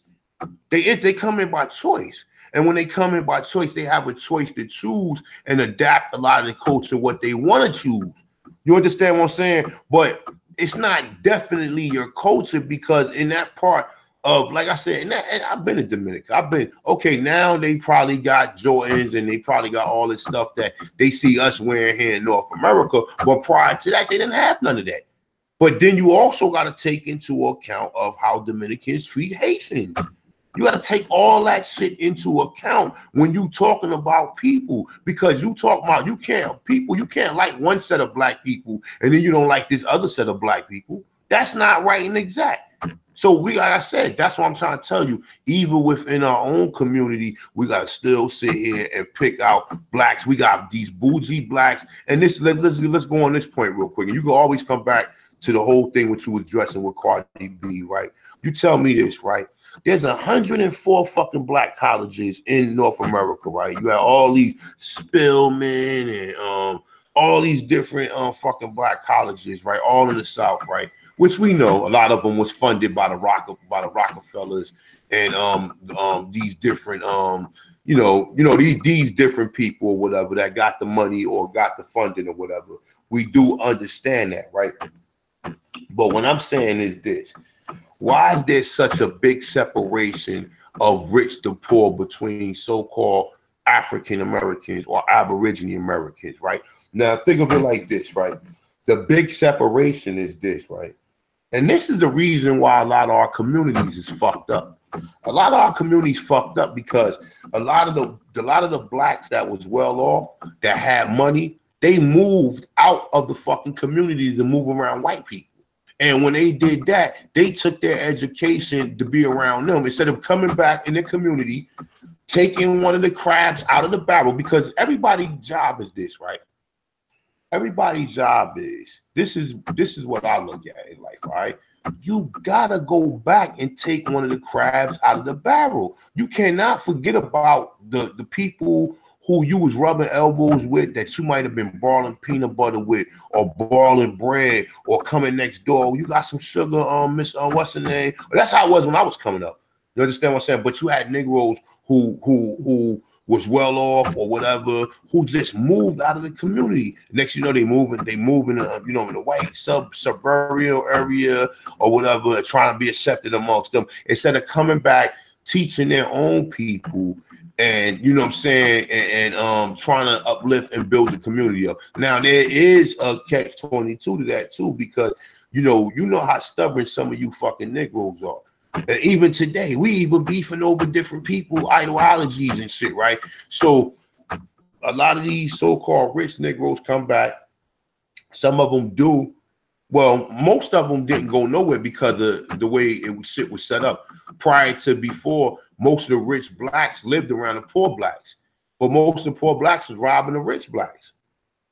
So that's just a whole nother story, though. But I was just thinking about that today, man. That's the reason why my neighborhood looked the way it looked, because, I mean, with a lot of government assistance, let's say that too, or don't quote me on it, or whoever we say, some people within these certain government entities conspire to make the situation get worse and conspire to make us not being able to have an easy way to get ourselves out of the situation. Because understand it, just like they did with the Chinese. When the Chinese were trying to come up, they gave them opium.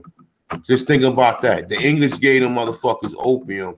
If you hear about the opium wars, they gave the Chinese opium. It took the Chinese a couple years, centuries to come out of that. You understand what I'm saying? But as far as us, what the whole deal was, all right, we're going to keep a couple of them. Like they tell you, have you ever seen that interview where they sitting around the table and the white dude, he's sitting there telling his friends, well, we always want to keep a couple token Negroes, which will be your Oprah Winfrey's, your Michael Jordans, or anybody who they feel as though they make rich. They're going to control him. You're never going to see no LeBron coming out saying anything controversial towards helping Negroes, because that's not, they the one who paying them. You understand what? And they're gonna pay him not to say nothing. They're gonna pay him, well, we're gonna make you more rich not to tell the rest of the Negroes anything. So here, just take this extra $1 billion and don't tell them nothing. Just worry about your kids. And this is the problem. This is the whole problem we got. That as long as everybody got a bag, black people ain't never gonna unite. They ain't never gonna have no unity, because everything is about the bag. In the 60s, everybody didn't have a bag. That's the reason why everybody was mad, because everybody was living in poverty. But now you got blacks that got an opportunity to where he's saying, well, look, if you ain't get yourself out of this condition or whatever, because you don't want to get out the condition, so therefore I'm not obligated to help you or whatever, which these people never look at the whole story, never look and say, well, then let's go back a generation. What happened with the last generation in this family? Did they have a solid family bond? No. The father was on drugs. The mother was on drugs. The father went to prison. The grandmother had to raise him. The grandmother was older. The grandmother couldn't attend to the child the way she was supposed to. So therefore, the child was able to venture out and learn on the streets. And therefore, the street raised him. Before you know it, he caught his first charge. Went through juvenile, came home, and he's back in jail, and it's been a cycle ever since. Now he's 40 years old, never had a fucking job, never became a responsible adult because of the certain situations that was put in there as opposed to us. Now understand this, when people telling our dumb asses is this, when they shoot us, or when anytime you see anything happen, right? Think of it like this, right? If anything happened to the Chinese residents over here, and it's a continual problem, China going to step in and say something. If anything happened to the Indian residents that reside in America, either as a citizen or non-citizen or whatever, they're going to call the embassy and they're going to straighten that shit out. That shit going to stop instantly, okay? But anything happened to so-called African Americans or black people, who do you call?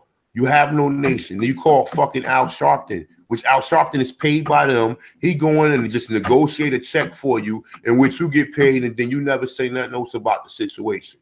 Okay? You have no nation. You by yourself. Okay? You have to recognize who you are. Half of you motherfuckers think you're African because you had a little bit of money and you took a DNA test or whatever. And half of us believe that we are so-called Aborigines because your grandmother told you that. Now, I don't mean myself, like I said, man, you got to do the math. You got to do the math.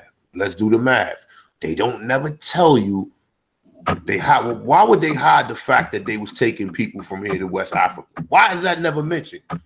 Why when Alex Haley made Roots, he didn't tell you about Squanto. He didn't tell you how they took Squanto from here in Massachusetts to England. Why they don't tell you that?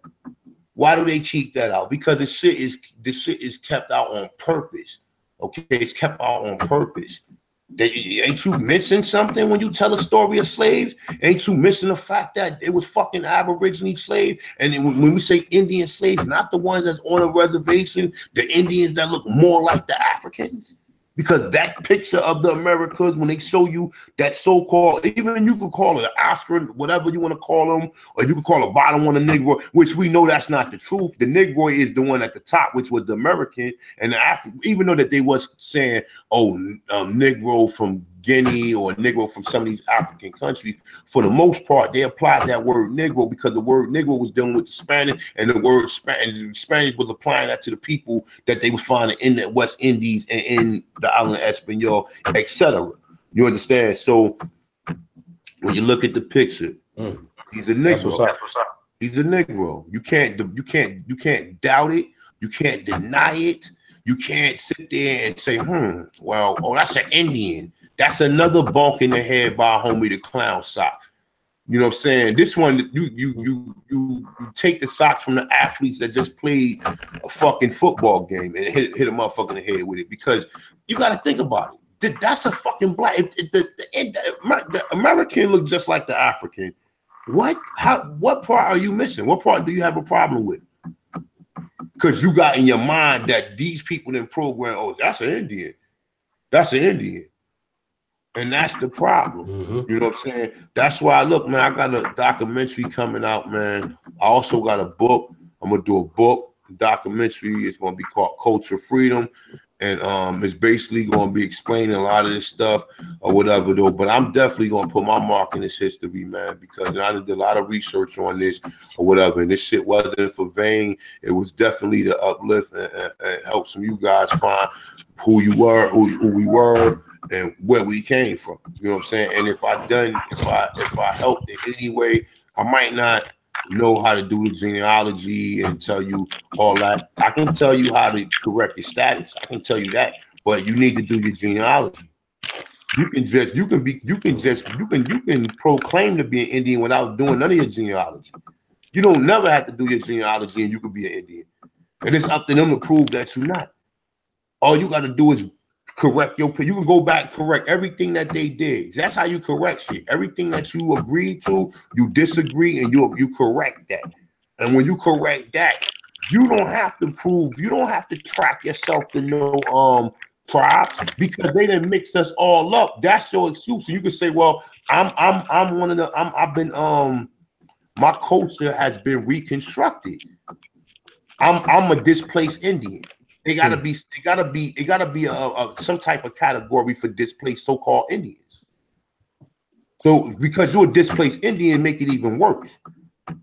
Oh, because he a displaced Indian, he has no culture. Just make him an African. And this is the thing that I see a lot of brothers that do got culture and they try to knock on us for not having culture. How you gonna knock on us because we was enslaved and we was displaced and people wasn't able to keep their culture together like some of the other people were. You understand what I'm saying? Like, so we don't have no culture of Africa, nor we don't got no culture of the so-called Aborigine. So build on that for a minute, Chief. Well, check it out, man. We asked the question yesterday. Shout out to Ty Dana, shout out to Lex Vortex. Is hip hop Aboriginal or African? You know what I'm saying? And so, you know, Ty Dana had called one of his friends who was from Togo, right? And think about this for a second, right?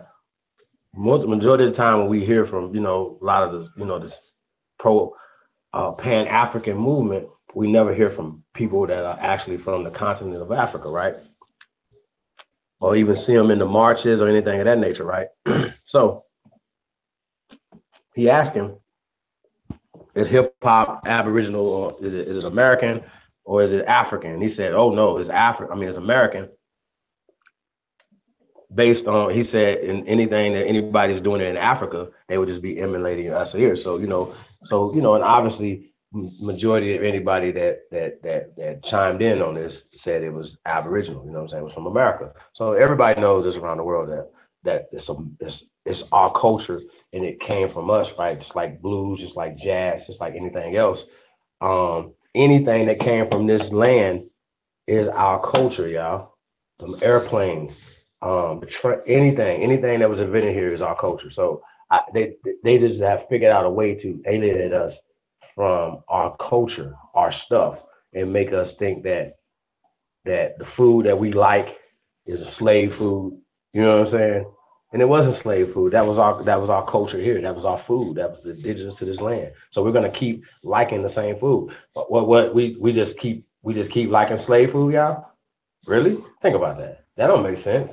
We like good food and we cook good food. So I don't for me, man, it's just we have been told the story in reverse. Like damn near everything is just in reverse. It's just wrong. And you have to go into the information brand new. You know what I'm saying?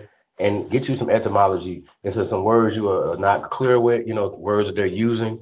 You have to get an etymology dictionary, or you just have to have discernment to know when they're calling somebody in the 1600s, 1700s, 1800s, even the early 1900s, African American, you know, you gotta, you know, you always gotta kind of understand what's going on with that situation. You know what I'm saying? So I just say, man, that we, you know, start over, man. Start over with the information, man. Search within, listen to yourself, because a lot of the answers are within you, and the universe will bring, you know, all the evidence to you. Because that's what happens with me. You know what I'm saying? Like a lot of times, you know, you know, it's just stuff I know, right? And I'll be researching. I say, oh shit, I find something to cross reference it with it. You know what I'm saying? Then I have to find something else to cross reference that. You know what I mean? So, yeah, you know, we try to be thorough in the information that we put out, right? So that kind of segues into what we was talking about, you know, yesterday. Also, is, you know, we was on Sixth Dynasty. Shout out to BCFC. She was over there doing her thing or whatever. But it was just so many people, and it's hard to get the information in, right? So I was trying to get the information into them, right? So we were taught the definitions, or to look up the definitions in school. They had never really taught us to really get into the origins of words. You know what I'm saying? The origin of the words that we were speaking for a reason. That's a reason for that, right? So when these guys were presenting the 1828 dictionary on copper, for instance, you know, we had to tell them, well, it's not pale yellow or light, you know, red and some, whatever they were saying that they were trying to say copper was, to basically say that us here, we're not copper, right? But they were using a newer definition that had been changed. So we went to the etymology of copper. It said dark reddish brown, right? I also went into the etymology of maroon. That was a key one because there was maroon colonies, you know, everywhere, right?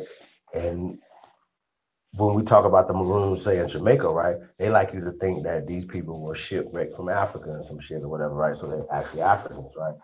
Or they're runaway slaves that ran up in the, or people that live in the mountains, right?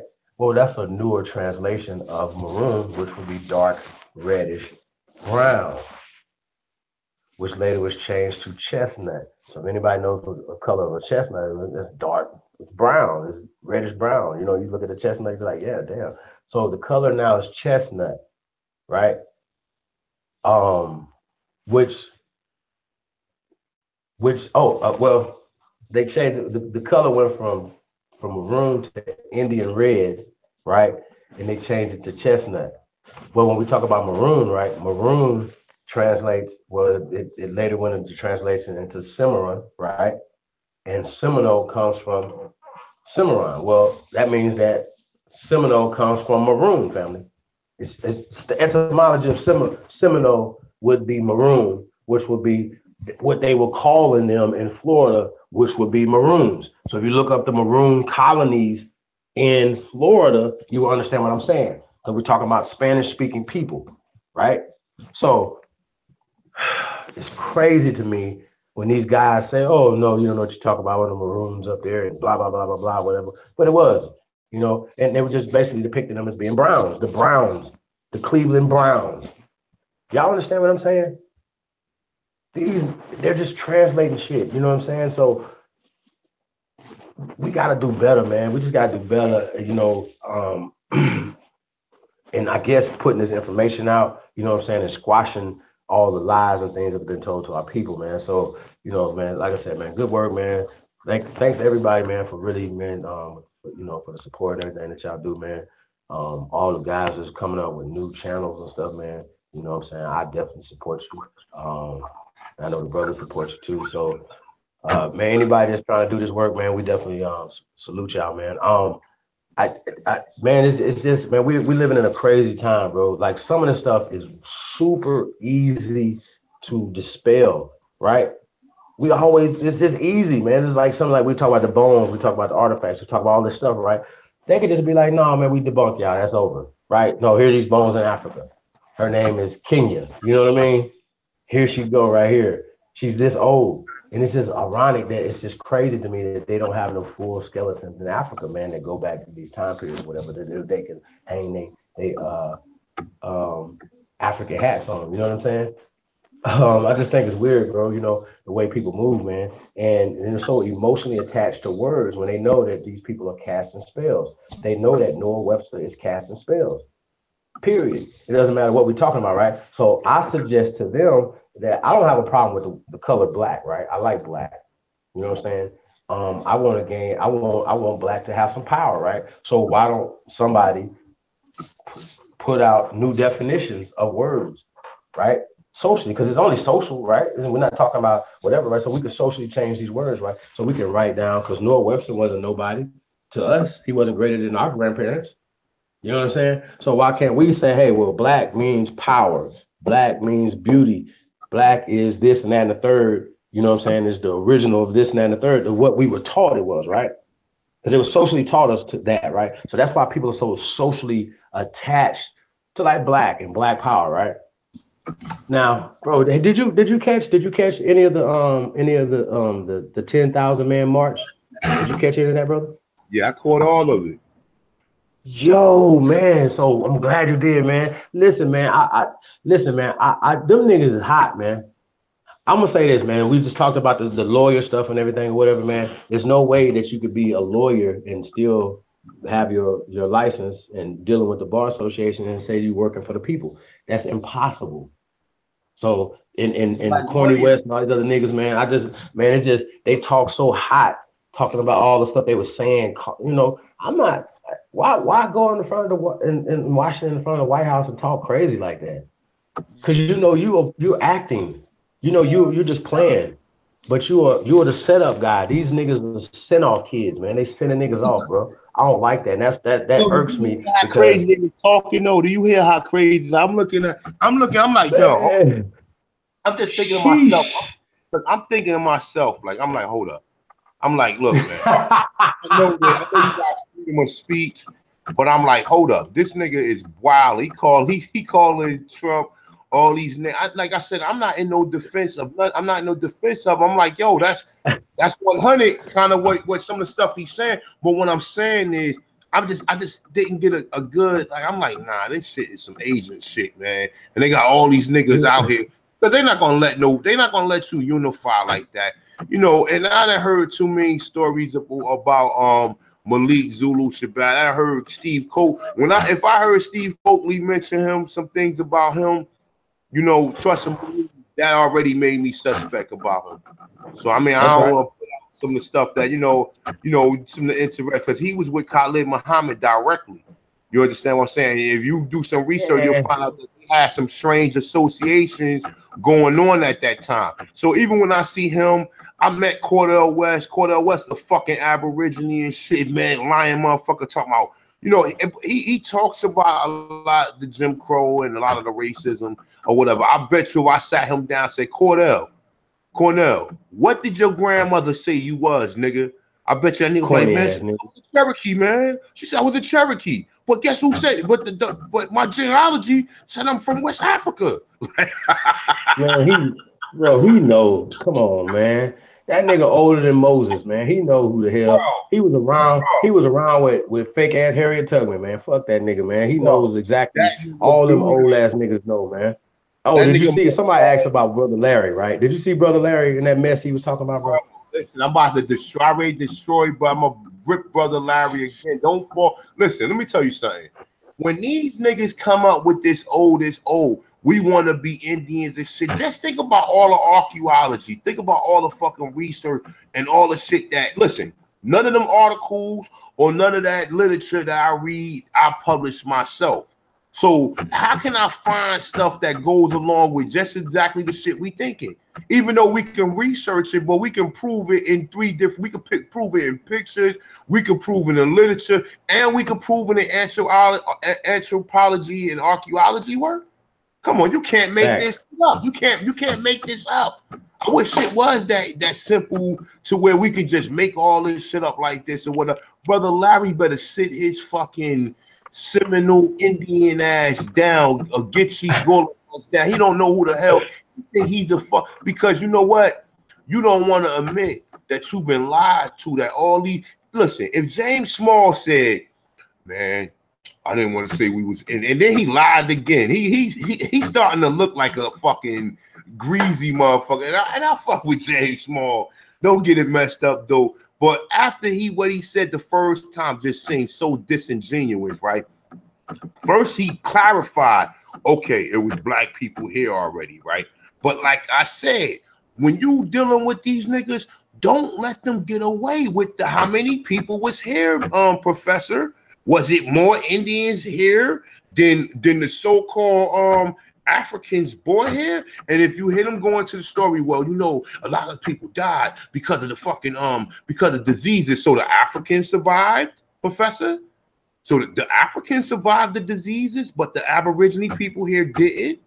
That's when you pull a sock out again and bunk him upside his head. Like, sorry, Professor, bunk, because you're lying. So the Africans survived 100-foot waves, shackled up, people sitting on themselves, throwing up, defecating on themselves. You're living in all this fucking bacteria that probably would have created some shit that what probably could have destroyed the world or whatever. And these people survived that shit. They made it off the boats. Then they survived the diseases by what the Europeans already had. While the Indians here died. Or while the Aborigines here died. And then you was already shipping Aborigines to the Barbados and Bermuda and bringing them back as Negroes or whatever. And when they was coming back, they knew they was Indians. They was trying to get, that's why a lot of them was running away. Because when they would bring them back, a lot of them was running away trying to get back home. Or trying to say, all right, as soon as I get a fucking opportunity, I'm getting the fuck out of here. Where's the African running to? Where he's running to? He don't know where the fuck to go. But these niggas would sit there and fill you up, Brother Larry, with these imaginary stories or whatever, or shit that he read when he was in jail or whatever. He don't want to let it go. He don't want to let it go. Brother Larry is probably Creek, probably Cherokee, or one of these tribes in which we call him whatever. Or if he's it. You know what I'm saying? He actually contradicted himself, saying, "Hey, and I got Native ancestry too." I was like, "Oh my god." But look, see, the problem is they don't know what a real native look like. That's why even before I started going in with a lot of literature, I started showing people the pictures first. Let's understand what these people that they said that looked it like. And let's understand what we look like. And let's understand what the classifications here that they're fucking around with. And let's understand that they're telling you that they had slaves since the 1600s. But in 1790, there's no Indians listed at all on the fucking census. Don't you find that a damn idiot? My little daughter can understand that shit. She can understand that shit. Hold up. They was enslaving Indians since the 1600s. Okay, check. They were sending them to Barbados and Bermuda. Check. When they brought them back, they was Negroes. Check. 130, 140 years later, you don't see none of them on the fucking census. Where they at? Where they at? Okay, and that's the thing. Like they can't account for that. So even with all of the other information, the mounds, we got James Small talking about, oh yeah, they used to take me to the mounds. So what did the Indians look like, Professor Small? Since you saying you are one, because you keep on being fascinated with this African love story of you being brought over here and they bringing you here like, yo, niggas is crazy with this shit, man. Let it go. Let it go. Let it go. Let it go. But like I said, a lot of people do that because they got personal interest with Africans. Like I said, I don't have no problem with none of the brothers and sisters in Africa, none of the other brothers and sisters who identify as that. It's just a problem when you come here that we automatically see you, that you're not here for us or here to help us.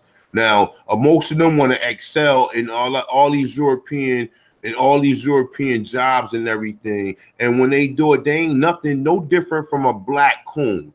The same African American coon, there's no different than the African coon. They came here and did pretty much the same thing, and they're gonna stop you at that door faster than even your own people would.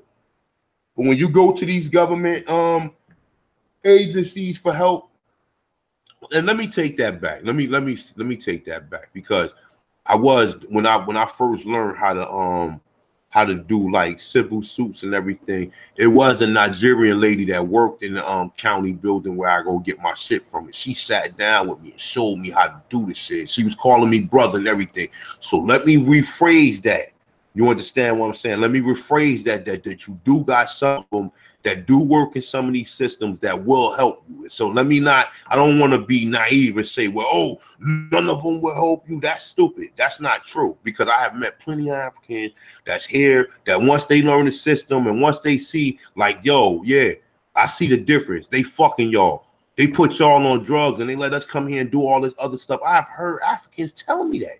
I've heard them come to tell me like, yo, he was my brother, one of these African brothers that I always speak to that be doing observations, and he be telling me about a lot of stuff. He'd be like, bro, everything you told me checked out, bro. They put y'all on drugs. They put drugs in your community. All of these inventions in this country was created from Black Americans. Why, you know, and they suppress some of our minds. They let some of us excel. Meanwhile, some of the rest of us, they will only let us excel physically in sports and in certain conditions like that. You know what I'm saying? Even you say in the grand scheme of real quick. Hey, before, don't cut you off though. But another thing though, shout out to Ty David again, right? I asked him to ask the African guy or the guy from Togo, right? What did he think we were Africans? And he said no, we were Black Americans. Bro, listen, I got another Nigerian friend that live upstairs. I was explaining the African shit to her. She caught right on. She caught right on to it. She said, so you telling me that none of the people in Africa is Africans? That was a word that was just created, and that was just, she caught on to that shit quick, because she said, you know what? She said all of our areas, because she said one of the rivers in Africa was named after one of the tribes that her mother came from. And she was telling me, she was like, we got tribes, and she was explaining to me like that. She was saying she never heard of nobody being called the African until she came here to this country or whatever. So that automatically disqualifies you as an African. You understand what I'm saying? But like I said, even when you look what the etymology of the word mean, and shout out to Taj Tariq Bey, because I went to college and everything. I never heard none of my fucking professors. I took an English 101. I took all these advanced so-called scholarly classes. No one never mentioned fucking nothing about no etymology to me. I knew about linguistics, but I didn't know nothing about no damn etymology. Shout out to Taj Tariq Bey, because I would never know about no etymology if it wasn't for him. But like I said, yeah, Facts. when you look up the etymology of Africa, you look it up, it says it got two definitions. It says the 1812 pertaining to European that settled in Africa, and then it said pertaining to Black Americans. And the funny thing about it was it said pertaining to Black Americans when sometimes the Black Americans being native to America. Can't make this shit up. You can't make this shit up. You can't. They put that twist there for a reason. They put that twist there to let you know for a reason. Not native, you was born here, but native mean you was. I mean, now we using the word a little different today. Not native mean you was born here, but native mean you're from here. You understand? And I don't like to use the word native. I don't not use that because the word native means one born in a particular place. It did not mean a Tanshan or Aborigine. It did not mean that. Or indigenous. And be careful the word indigenous too. But yeah, you got to. That's why I fucks with the Tanshan. I mean, but go ahead, Chief.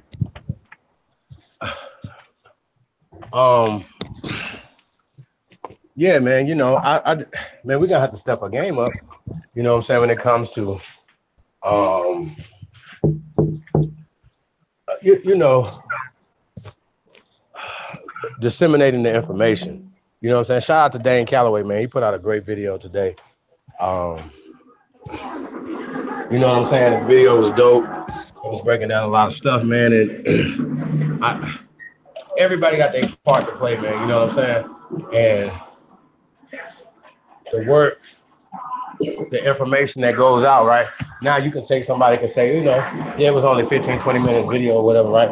But now you can go take that information and do your own research and do a little bit further research on it. That's all, you know what I'm saying? And I think that's a dope thing. A lot of people's attention span is not that great. So,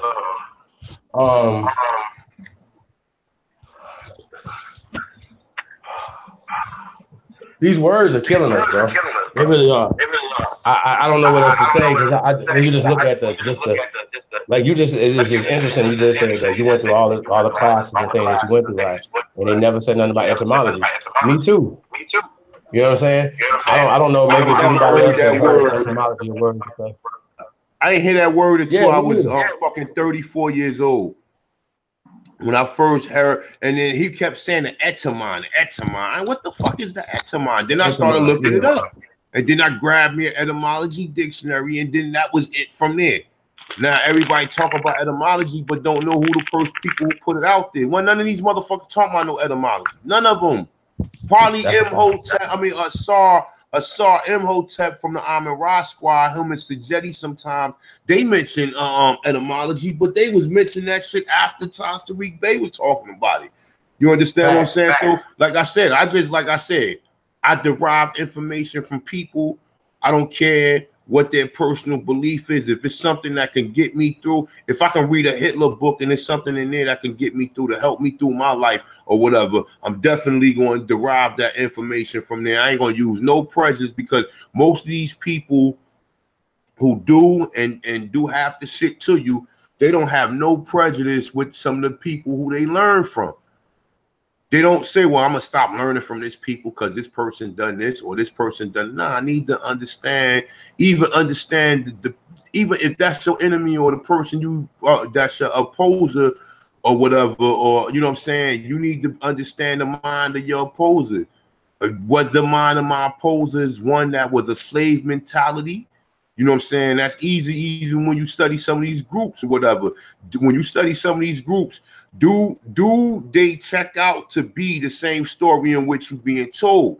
Do some of these groups have the doctrine of them trying to enslave you or do something shiesty to you? You got to understand that on your own. You have to look at some of this stuff on your own. Like one thing we all disagree with Pan-African because Pan-African is basically deceiving us because we're not Africans. They're not Africans. You understand what I'm saying? And then you saying Pan-African, you trying to make us, and the only people who practice in Pan-Africanism is motherfuckers in America.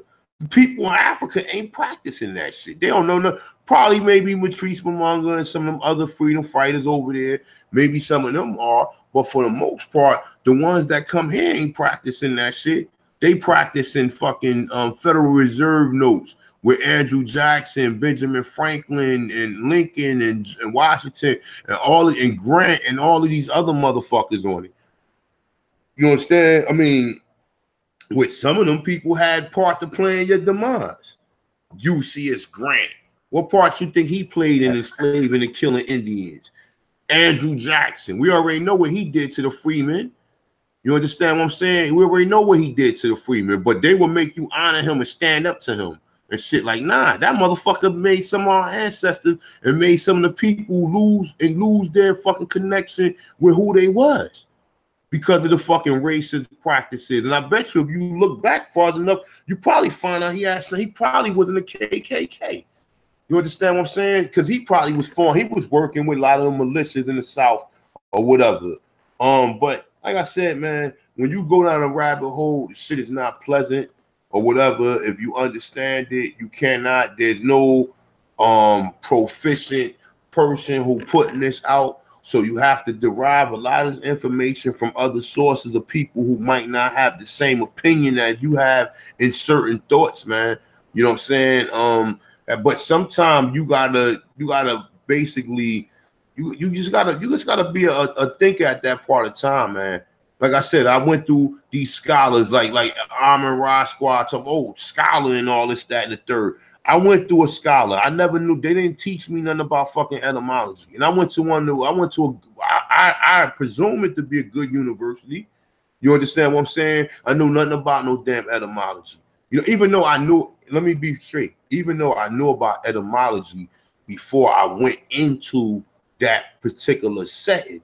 You understand what? Because I went back to school probably about 8 years ago. Maybe about 8 years ago. I went back to school about 8 years ago. I already knew what etymology is. But what I do is I just listen.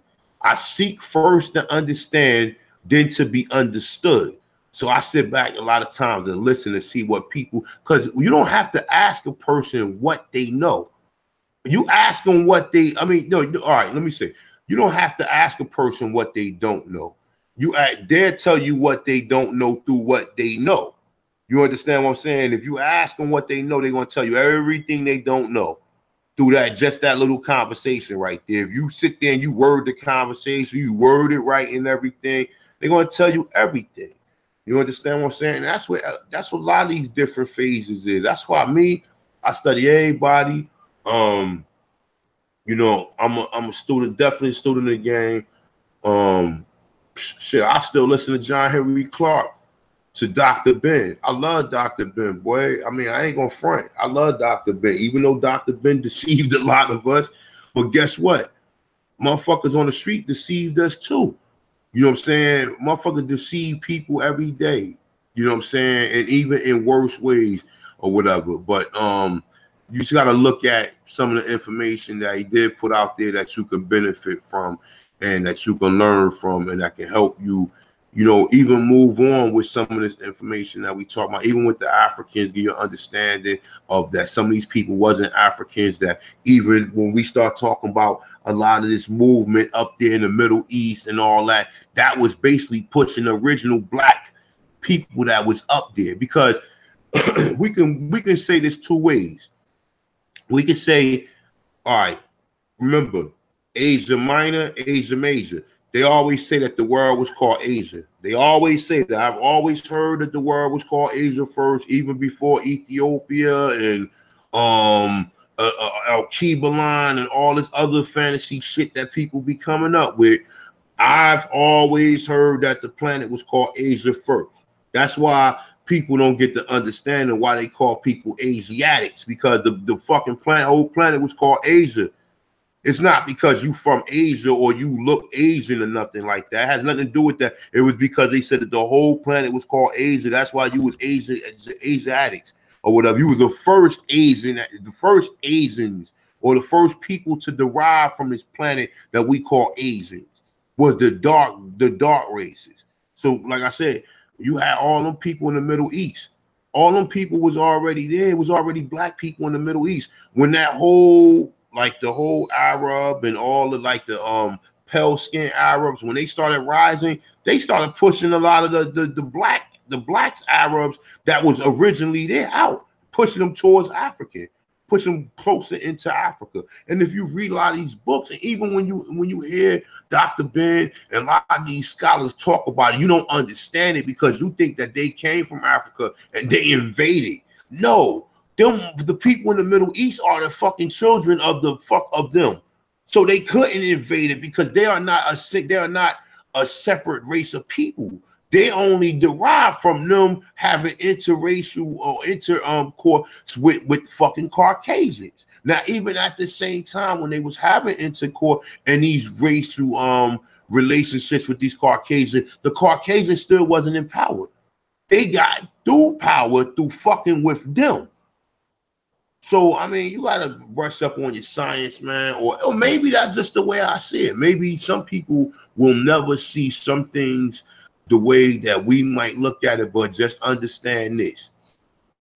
As far as us being Indians or us being Aborigines, I can prove that in undoubtedly facts. You cannot change the fact that the 380,000 over the 3 million. Let's say 3 million. It was 3 million of us here, and even if it was only if it was 3 million here, let's say it was a whole bunch of slaves, half of them were slaves. It was a lot of shit going on. You understand what I'm saying? But it's no way 380,000 can mix in with the whole population of tribes that was already here. So right. boy, well, here's the thing, though. Go ahead, build yeah. Here's the thing, though, bro. The numbers have been revised based on the slavevoyage.com and the ships and things. So they have revised them down to about 4 million total so-called Africans coming to the Americas. And they also have revised the amount who have came to the so-called United States of America to 198,000. And not all of those disembarked from the trip. Hold up, man. Hold Hold up. Sir. Where did you see this at, Chief? I know I was going through the slavevoyages.com and the source for this is Dr. Henry Louis Gates Jr. is the source for the 198,000. And it was what the name of his organization he with? I gotta ask Lex Vortex. No, because I remember we were looking it up and looking up the website and stuff one day. But you know what I'm talking about. People know what I'm talking about. Vortex was talking about. Vortex was definitely the one who did that. The research saying connected him to slave war. I ain't even know he had nothing to do with right. That was Lex. If you said 100, right. For that company, the genealogy company, whatever, that project, whatever. Well, we already know who they're funded by and stuff like that. We already know who he's talking about. So he's already said that the spitting in the tube and tell somebody that they from a tribe and all this other stuff is ludicrous. Can't do it. But he still works with your boy Rick Kittles. You know what I'm saying? And it's just funny to me, man, how these people are running this psychological game on our people. Like it's ridiculous, man. You know what I'm saying? Because you can't spit in the thing and tell you what tribe you came from in Africa. And it's just interesting to me how a white person can spit in the tube and it just magically stops in Ireland or some shit or France. You know what I mean? It's just crazy to me, man. So what about Cheddar Man and them? Like, you know what I mean? Like, so it's just too much dumb shit out there, and the majority of the stuff that a lot of people that are mad about, it's been debunked science already by the people that taught them this. They don't teach out of Africa no more. It's over. It is actually over, and they base everything on out of Africa, and it's just been debunked. Period. And I think that's the problem, that we're going on a lot of flawed information that was given to us in the 70s, you know what I'm saying, in schools and stuff like that or whatever, in the 80s and the 90s, you know what I'm saying, and especially when they started bringing us Africa and stuff like that. But that didn't come into the 90s. You see what I'm saying? But we are still going off of flawed information, fam, and that's the problem that we're faced with. Socially, we're being treated the way we've been treated because we've been shot down the streets because socially we're not connecting ourselves to this land, family. And that's the problem. And we're not doing the things socially to not have the cops in our communities. Y'all see what I'm saying?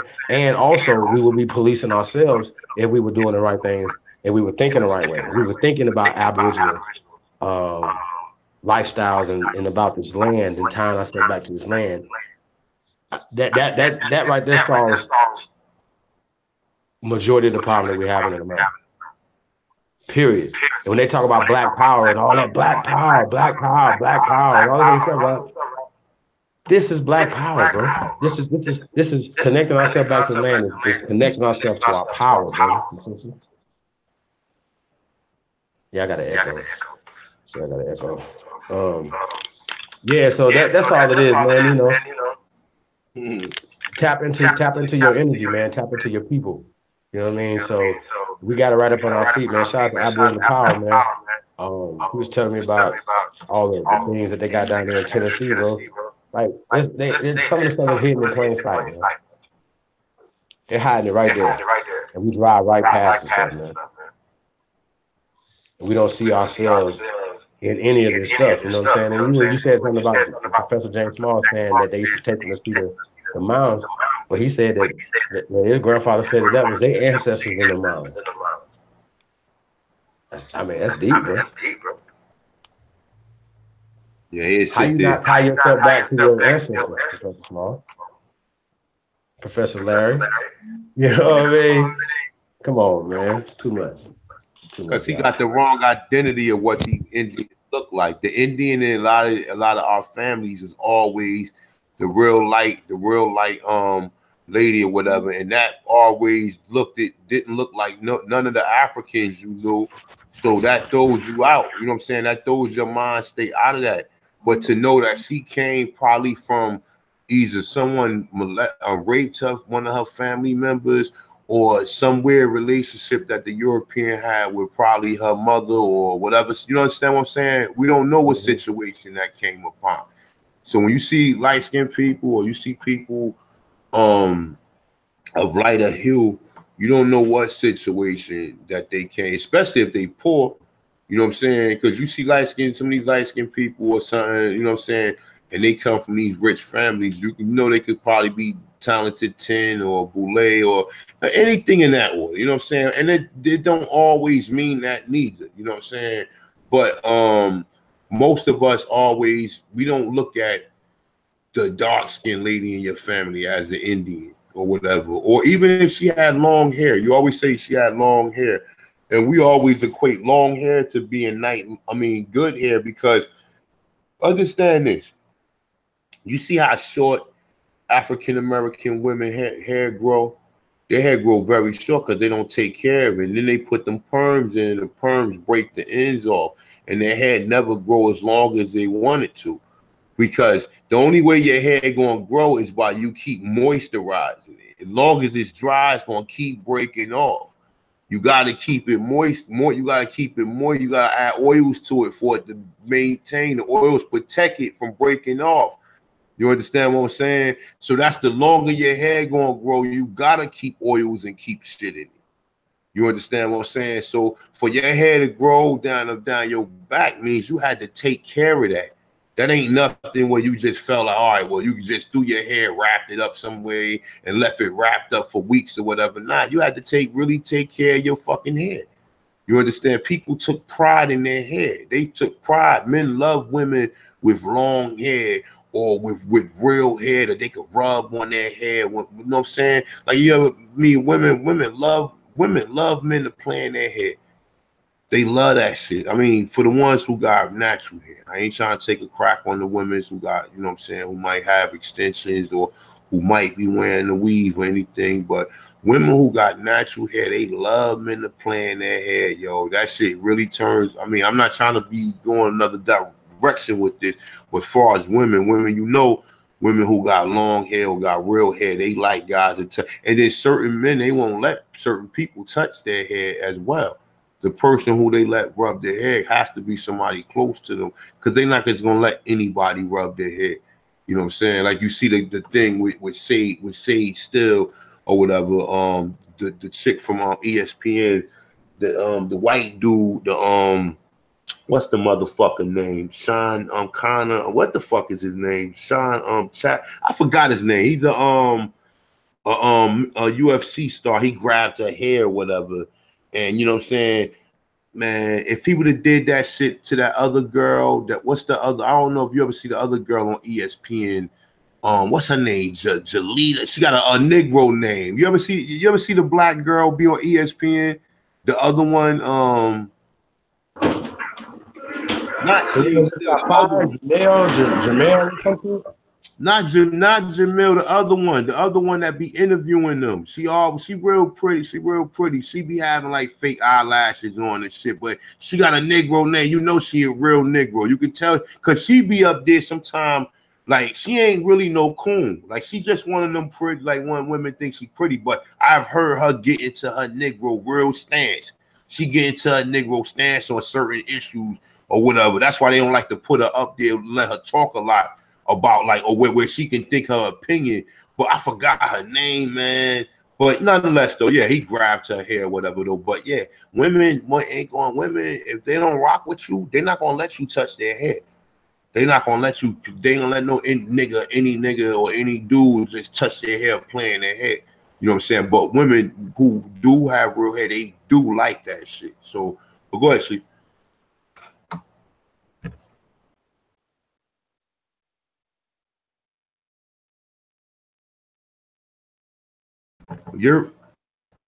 No, I guess Chief. All right, let me see who in the chat room, man. I'm here, bro. Yeah, shout out to the chat room. Yeah, we got Lex up in there. I don't know if you want to come in tonight. I Mr. Mosby, American Copper, Aboriginal Sun Peace. Lane 58013. Peace. Same Vortex. Peace, Vortex again. DOT. Peace. Brother Carl. Peace, Carl. I ain't get a chance to catch up with you, Paul. I definitely want to do that. Definitely want to still do that live, that thing we was talking about. So just hit me up the next time y'all get an opportunity to do that. Shout out to Dark Matter. Shout out to David. Let's see who else in here. What the hell, Sister Warrior? I ain't see Sister Warrior. Tell Sister Warrior times is what I'm looking for. Young Cherokee Prizzy, what's up? Aya, I guess that's how you pronounce it. I don't want to be butchering your attribute, but shout out to you as well. Let's see who else up in here. Nonetheless, shout out. Say Mr. Mosley, El Boria, shout out. Shout out to I ain't see El Boria up in a minute. Peace, peace, peace. It's one of the day ones, you know what I'm saying? Gotta definitely remember the day ones of people who, you know what I'm saying, who been here with you day one, definitely. Yeah, man, I guess that's pretty much Chicago finest. Let me see. Yeah, that's pretty much all the people I see so far. Yeah, but shout out to all the Aborigines, man. I definitely appreciate y'all. Oh, hey, hold up. She said Justina. Oh, she said it right there. Justina. Hold up. Somebody said I just was looking through. Her name's Justina. Somebody knew exactly who I was talking about. Yeah, her. But yeah, I seen her really get into some real Negro shit on TV. Like, yo, I said, yo, she ain't the one to be fucking with. That's why they don't interview her or let her talk her opinion a lot, because you know, even though people you might see, like I said, you might see women with the makeup and everything, but that shit doesn't make them a coon or nothing like that. Somebody's personal beauty or what they personally think of, but that's a whole nother story. That ain't got nothing to do with them being a coon. Like, you know what I'm saying? Sometimes we got issues with our you know, we got issues with the way we see ourselves, or we never, you know what I'm saying? You know, we got insecurity issues. That ain't got nothing to do with a person being a coon, though. So don't never get that confused. Oh, cause she got weaves. That shit ain't got nothing to do with it. And, you know what I'm saying? I met some of the realest people, some of the realest women, you know what I'm saying, who might have makeup on and who might carry stuff like that. So never think that it's about that. But if you are brave enough to go without that, you got to definitely give women respect for the ones that's able to do that. But yeah, Chief, go ahead, go build on that.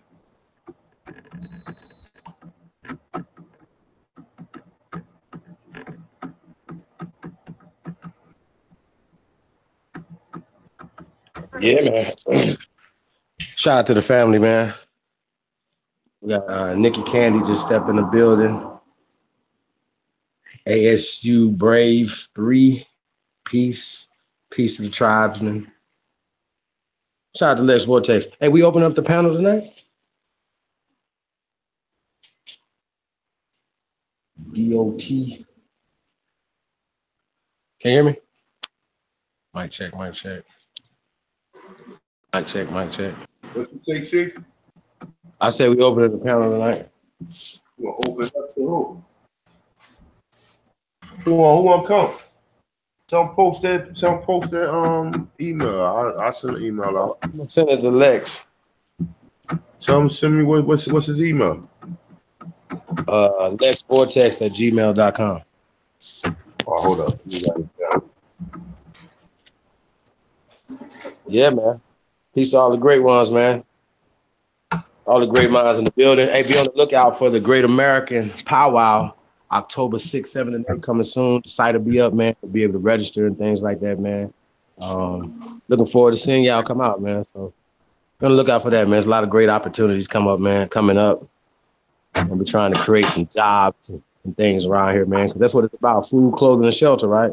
So that means that we need to create infrastructure, businesses, jobs, and everything else, or whatever, part of that conversation. So not just talking.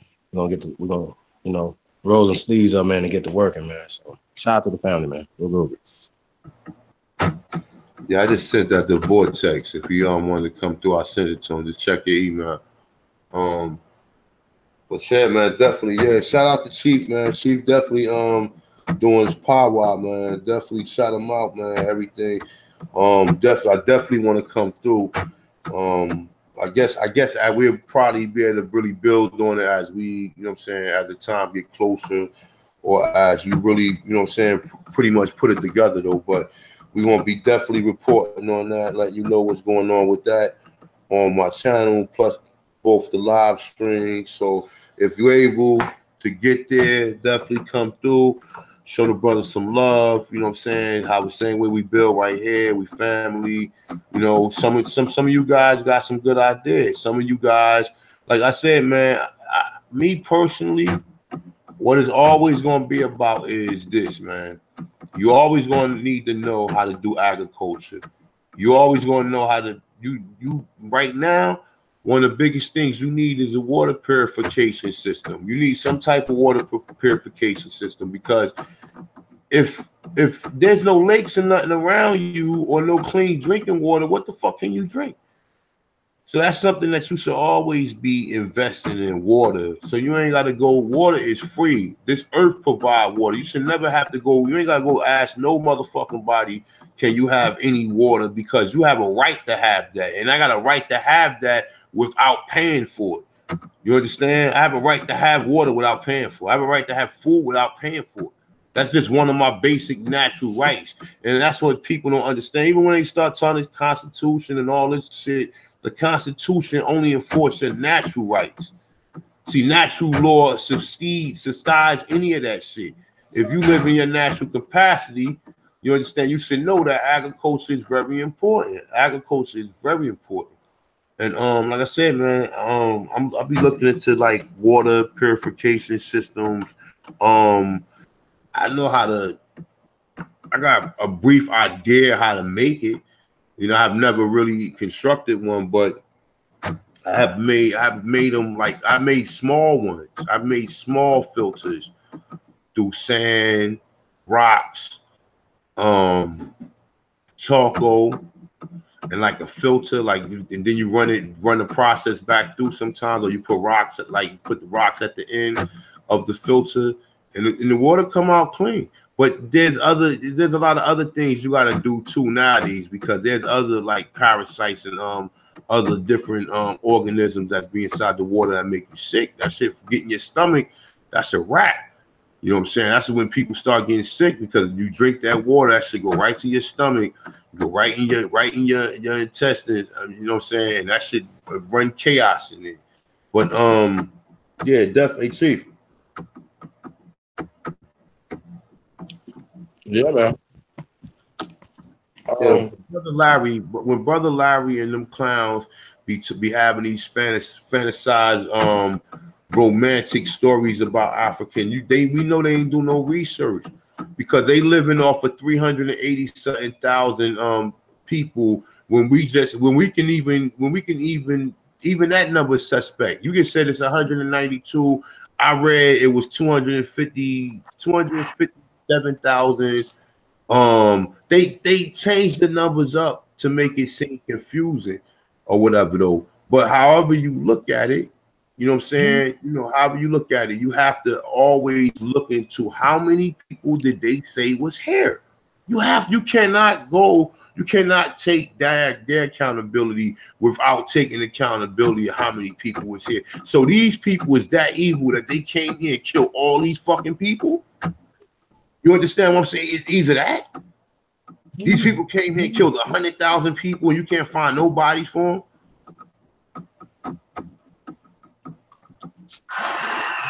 Or was a lot of them sent aboard? They said it was more people sent out of here than people bought here. So then what the fuck do that tell you? They telling you, so if they telling you that they bought 380,000, and Chief said sometime the numbers vary or whatever, they telling you they took millions of people out of here to Europe and to fuck. That'll explain why the people in fucking Europe and London and all them look like us. You know what I'm saying? I mean, that will give some explanation to that. Because like I said, I always looked at the people in London and all that. Them people always looked at like just like us. And how you can tell a lot of us is by the eyes, man. Our eyes is different in America. America, your eyes is different from a lot of these other like areas or these other countries. You know what I'm saying? Certain parts of Africa, they produce people who got these same like you know what I'm saying, features, or like, you know, if you look at American Aborigines, you can look at our eyes. Our eyes is set up a certain way. And the same thing when you start seeing people over in London or whatever, that's how you know that's your people. But Chief. Mm-hmm. That's right. Yeah, man. I don't know, man. I mean, okay. So we know that Hollywood is in bed with the educational system, with the government and everything, whatever, to put out certain imagery, right? No, everybody that's so-called in the Black Power community would agree to that, but they still take the depictions of Hollywood and the books that are given to them by these people as gospels, man. I think that's weird, man, for people to say, yeah, man, I'm a believe and practice Darwinism and eugenics or whatever. That's weird to me. And at this point right now, I think our people definitely need more than the eugenic talking points that these people are bringing forward. What do you think about that?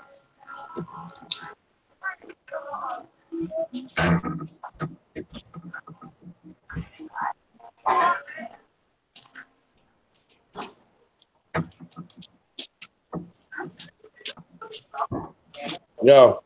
Now you can go ahead, go keep building on that. I'll get my cash. Yeah, man. Shout out to the family. Shout out to BCFC. Who are? We got young Cherokee Peasy in the building. Yeah, man. Shout out to all the great ones, man. Definitely looking forward to meeting everybody, man. Shaking everybody's hand, breaking bread, hitting the peace pipe. You know what I'm talking about? We'll get it in.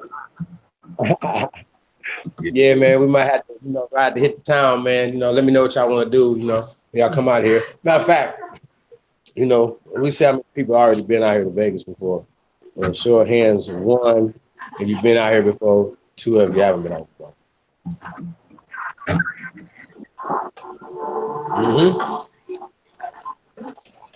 Hey, yo.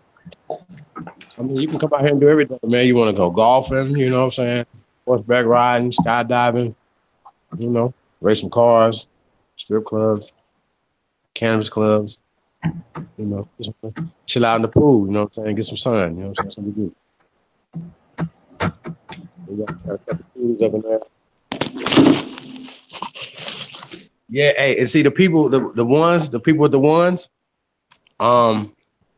put another 1, like a double 1, if you want to come back. You know what I'm saying? Because most people have been here before, always want to come back. Because you ain't been able to do everything when you came out here the last time. You know what I'm saying? So it's definitely fun. We are American Indian. Yeah, that's true. That's a fact. But we have definitely been ostracized from American and ostracized from the word Indian, you know what I'm saying? And, we're going to have to definitely, the reason why I kind of go away from Indian when it comes to trying to brand ourselves is because we want to brand ourselves with words that legally attach us to this land. You know what I'm saying? And I'm not tripping on Indian or whatever, Indians in the Hood coming soon. You know what I'm saying? Mixtape, everything's going to be dope, y'all. Can't wait till y'all see it. You know what I'm saying? But that's to reach out to the people because they only understand Indian. They don't understand Autochthonous. They don't understand Indigenous. They don't understand Aborigine. Shit, a lot of the so-called scholars in the conscious community don't understand Aborigine. You know what I'm saying? That's a fact. They don't, bro. Like, these fools be still arguing with me, man. Like, yo, man, Aborigines apply to people in Australia, right? Mm-hmm. I'm like, well, no, that's not true. It was applied to us first because they came here first. All right. That's just, you know what I'm saying? They wouldn't even be able to make it to Australia if they hadn't came here and got resources and things from us. You know what? Don't never leave that out. It can never get you if you never leave that out. See, a lot of times when we be talking, they be talking to people who be in the experience. But if they start grabbing at these words, we know the doctrine of discovery mentioned Aborigines in it. And we also know they came here first. They didn't go to Australia until the 1800s. That word wasn't, well, to 17 something. That word wasn't applied to them until the 1800s. So when these weirdos and these niggas who just want to act like they YouTube scholars and want to keep talking about, oh, Aborigines and trying to just make and debunk videos, look, that only show you how stupid they are and how much smarter you are. Because if you hear, and we up in here chilling every week, we ain't got no problem with this. Shit is clear to us. Most of the people that's in the chat room, this shit is clear who we are. But we got these motherfuckers who make a they make a crusade after going after people, making these videos, trying to debunk you, trying to debunk Webster and tell you what Webster was thinking. Oh, we're gonna put enough information together to where we can get you to change your mind on Webster, to where we can get you to say, all right, well, that word American doesn't mean what it means. This is the another episode when you pull out the homie sock.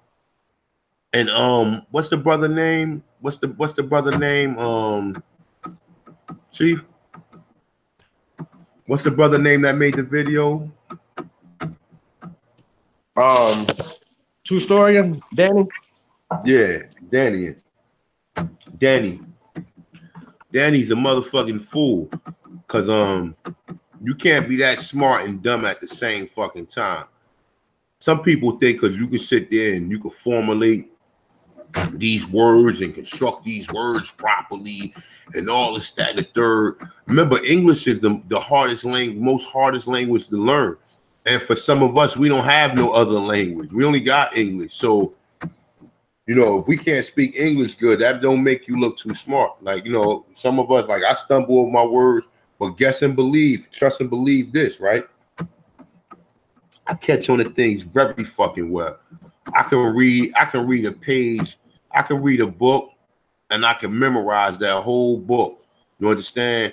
That's called intelligence, okay? That ain't got nothing to do with, oh, you smart, you catch on things foul, you can spell a word or none of that shit. You know what I'm saying? Intel is a whole totally different thing. But nonetheless, though, we all intelligent in our own way. We all, you know, we all got a gift, whether it's through literature or it could be through other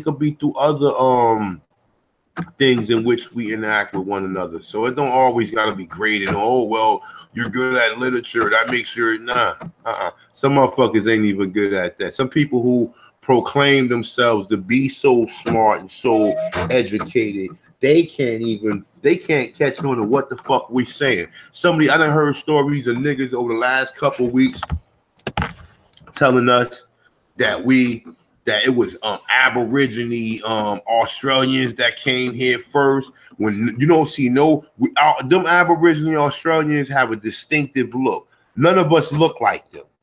None of us. No Black American look like none of them Aborigines. And I'm not trying to say that to say something wrong with their with their you know what I'm saying, with the way they look or nothing.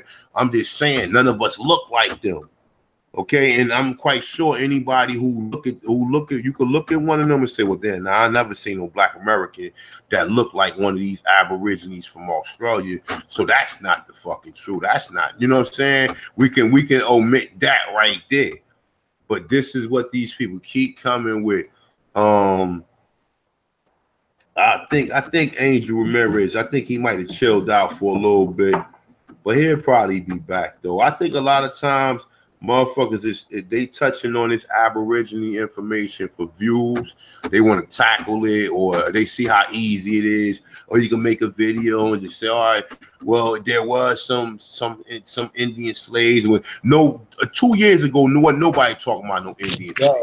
Hey, Lex said he didn't get the link. He didn't get the link. You sure? I sent it to his email. I don't know how you guys be checking it, but tell him you got to go on your email and check it. Let me try. I'm gonna send it again. Is it Lex Vortex? Man, shit came right up when I put it in. Yeah, that's what I'm saying. You probably already have it. Lex, check your email again. Email, right? Yeah, if not, just send it to me and I'll send it to his other email.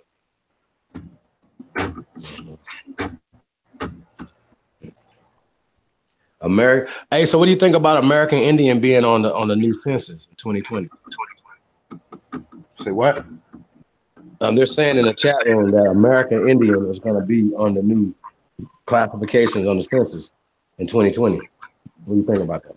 Yeah, I'm sending a Vortex got a T-shirt with a got a blue T-shirt with an eagle on it for his thing when you send it for the email. I'm sending an invite to lexvortex@gmail.com. You said American Indian. Nah, I'd rather a Aborigine American. You ain't gotta even put the word Indian. Put Aborigine American. It speaks for itself. First inhabitant Americans. Right. But what I'm saying though, if that's not on there, do we pencil that in? Because I like Aborigine American too. But somebody said also in the chat room, we got to deal with these words, man, because legally they said that legally Aboriginal and Aborigine are two different things. So they try to say AB, but some people equate the AB meaning father, meaning when they say Abba, AB. See, people miss that when they get the AB. They try to say AB means hold up. Sorry about that. Some people try to say AB means abnormal or something in that context or whatever. I get that. But AB, some people equate AB in the scholarly word with Abba, with father. So AB means father too. So I mean, like I said, don't let people with these terms. They mentioning that in the American dictionary. So even if you want to, if you don't agree with that, you copper color American.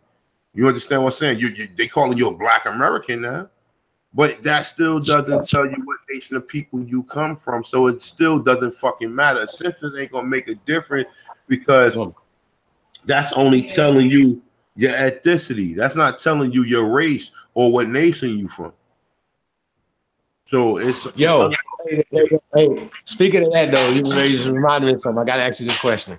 Now, you mentioned that the Turtle Gang guy had shout out to that brother. He had said something in the interview that was interesting, bro. He said that all the stuff that the Moors be talking about. Shout out to Brother Rich because he asked some great questions, man. He asked him about the Moors and them saying about all the Moors, the Moroccan Empire, Al Morocco, and all this other stuff. Right?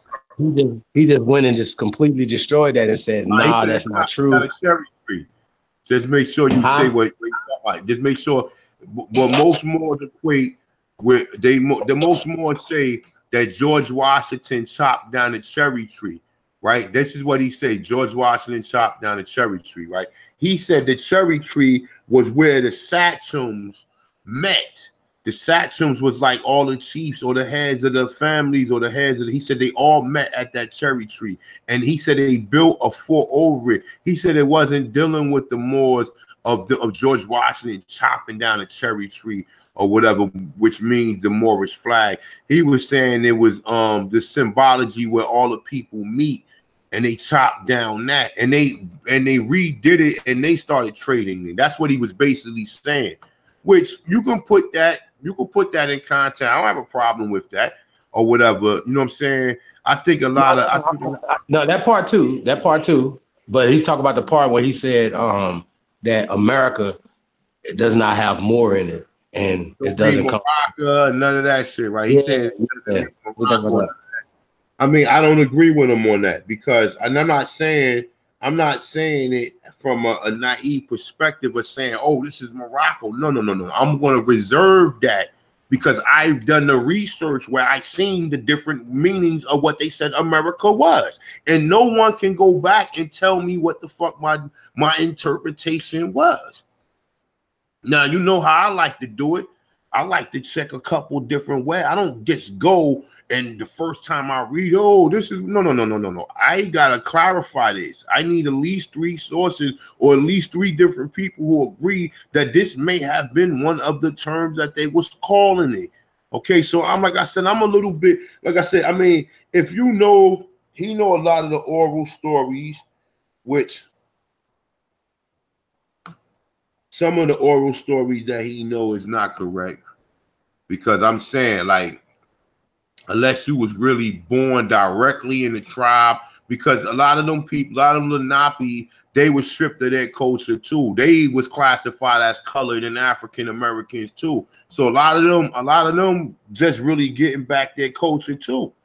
You know, but he know the culture a lot better than some of us, and as far as some of the words and some of the other things. But that doesn't mean that he's qualified to tell me that the skeletons they found in the West Indies wasn't Negroes before they brought any slaves here. Facts. Yo, yeah, we got Lex Vortex in the building. Peace. What's up, brother? Peace, Lex.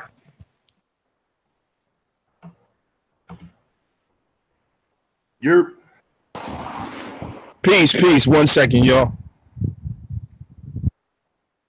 Yeah. Shout out to BCFC. She going in the chat room, man. Hey, but she says that we were originally called American Indians before Negro. That's true. They actually because they changed our names, the classification several times before African American, before Negro, and one of the names that we were classified was Black Indians. So she is absolutely correct.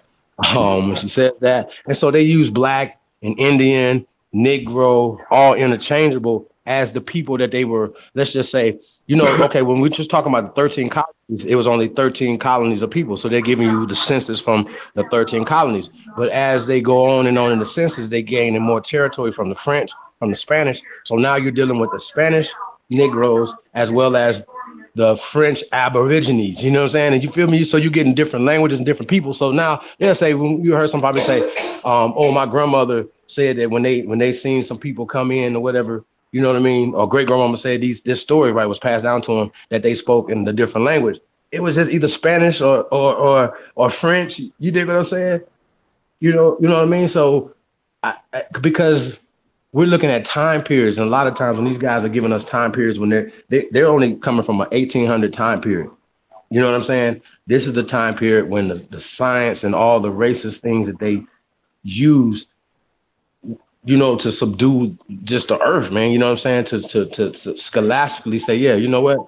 You guys should rule over us, and you guys should do these things, because guess what? It's right here in this book that says that the inferior, that we are inferior, you know what I'm saying? These things or whatever, based on cranial sizes and all this dumbass shit that they were saying. You know what I mean? These people have to explain all these artifacts and all the stuff that's here in America, bro. You're not gonna be able to explain that. It's just in North America. You're not gonna be able to explain it. You're not. This stuff is still standing, man. After all these years. Yeah. What you saying, what you talking about, I ain't trying to cut your wisdom, but just think about this too, right? Even when you look on the census, right? A lot of them Indians that's counted, we can look at this in two different ways. They could either be the people that was on the Oklahoma reservations, or they can be the people that as the Emancipation Proclamation is coming out, people now are starting to claim what they are. And they starting to claim that they coming out of that Negro status because they remember who they were. Remember, if people was living to be 100 years old, you had somebody in your family who was 100 years old who remember at least two generations of people. That 100-year-old person remembers somebody who was here in the 1600s, because he might have dealt with his grandmother, who might have lived to be of an elderly age, up in 90 or above. And then his mom. So it's a lot of oral stories that's going on. That's the difference. And then like think of it like this, right? They telling you 388,000. Just think about how Roots was and how all these slave stories that they show you, Django and all these slave stories. There wasn't no conditions where you can enjoy to have the make all these kids and highly populate, but if they throw in the fact that, they had these breeding farms, they was breeding women. Women can only have one child every 9 months. So, I mean, and then think about it. They brought more men here. You would have to find equal amount of women. That means it was an equal amount of men here. It doesn't make no fucking sense. And it's a fucking lie, because how do all these people will be populated when people was only living to be a certain age when they was in bondage? But remember, we found slaves that was living to be 100 years old in the 1800s. So, like I said, man, it's a lot when it comes to this. When it comes to the history, you got a lot of people that's going to throw a lot of stuff out there to deceive you if you're not studied. If you're not well studied, you can't find a way to, you know what I'm saying, to counter that. But we're building that, fellas. Yeah. What's up, Lex? Lex back in the building. Yo, what's up? Peace to everybody, man. Building. Peace, Lex. Yeah, I'm just kind of tuning in, checking out the build, man. I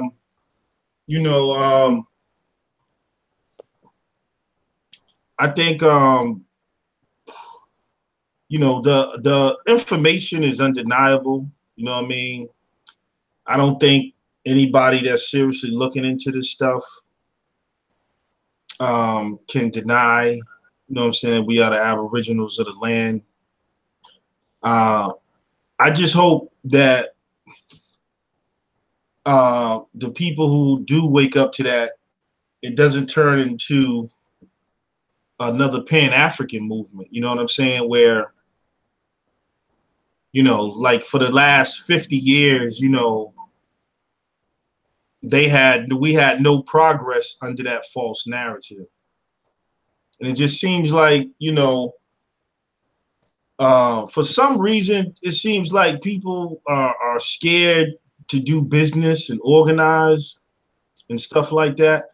And I'm just saying, organize with something, you know what I'm saying? Whether it be a small groups or, you know, the 5,000 elite might not be for you, the old McNate. But, you know, we got to get together and organize, man, whether it be you and your little 5 people, whatever. And then you can cooperate and work together. You know what I'm saying? Just like the tribes did. You know what I'm saying? Like when they formed, you know, from my studies, you know, there's hundreds of tribes that are not even listed.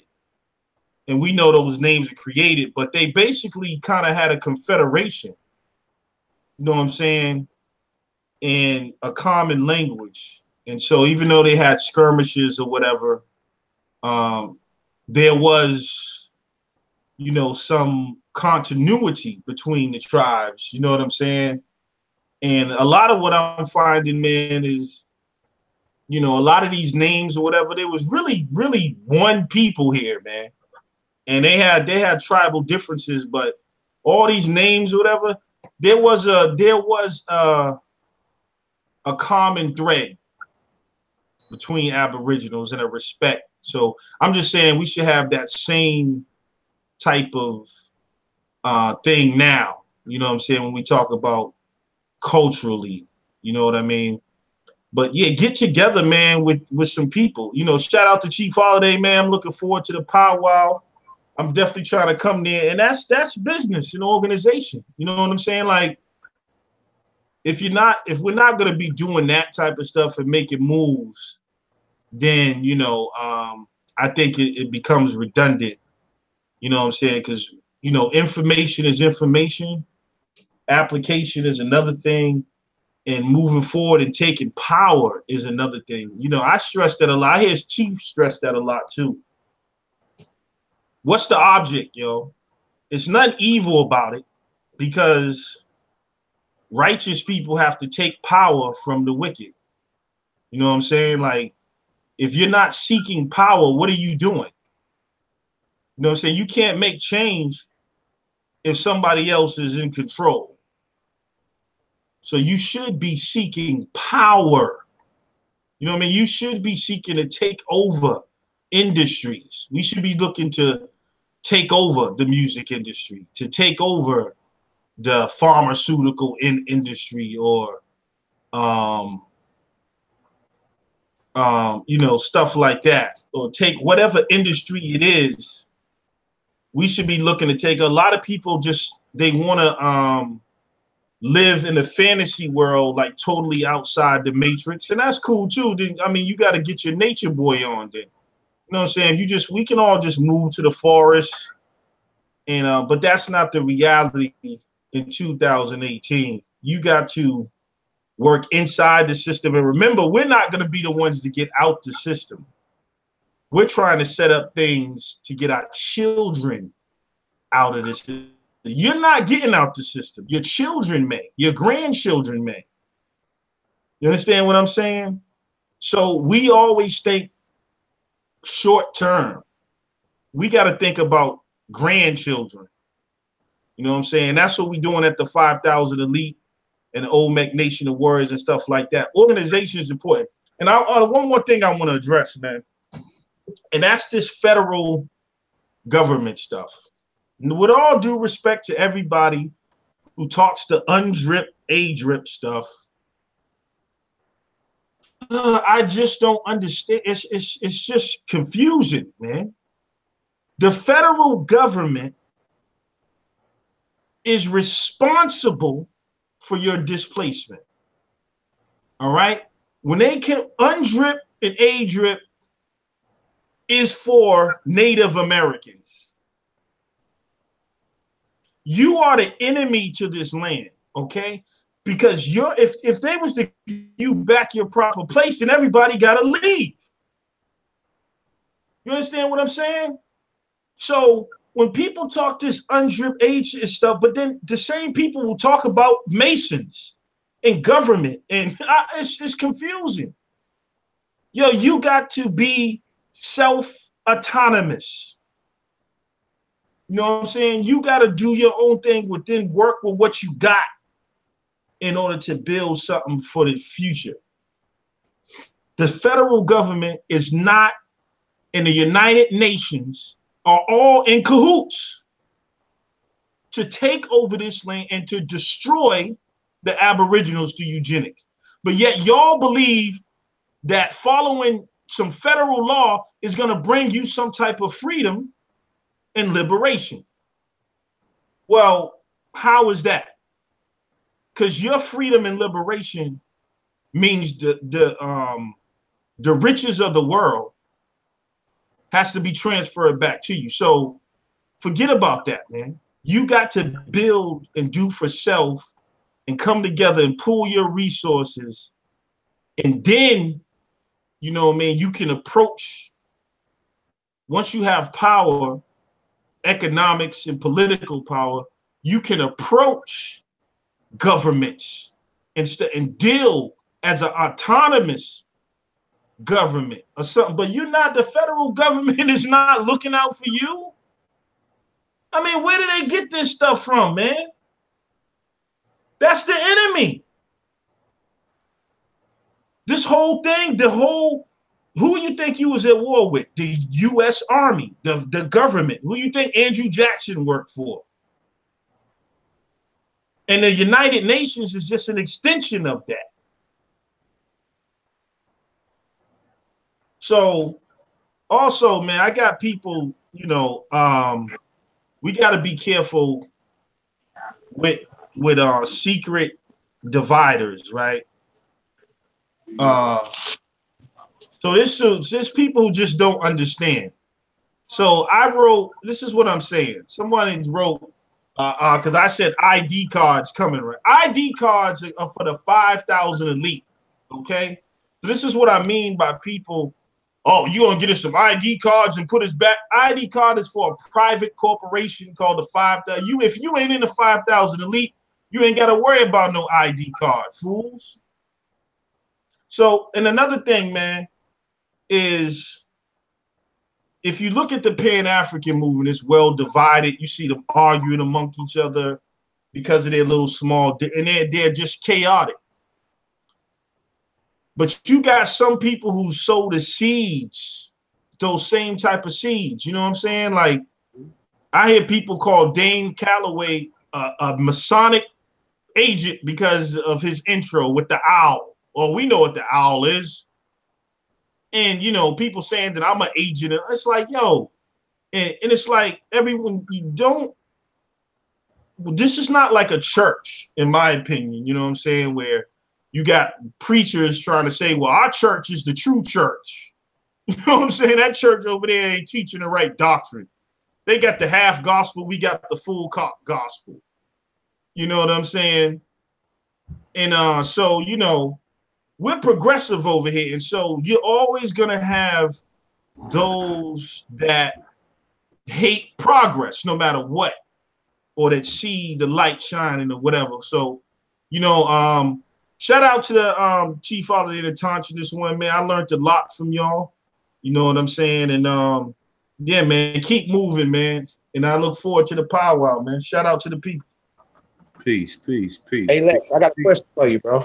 I got a quick question for you about what you're saying. Okay, so I'm with that. You know what I'm saying? So what do you say to people that say, "Listen, man, we got to work in the system. Like we've been alienated from the system, so take over the system by participating, by saying, okay, participating in being a police force." Because this give you a perfect example, right? So say for instance, if we buy a town, right? So it's abandoned towns, right? So we have to have security for the town. So we have to have our own private security. So to speak, right? Even if you have a gated community, you know, even in this gated community, you have private security. You know what I'm saying? So you have to have private security everywhere that you go. So you have security to police your areas and things of that nature, whatever, right?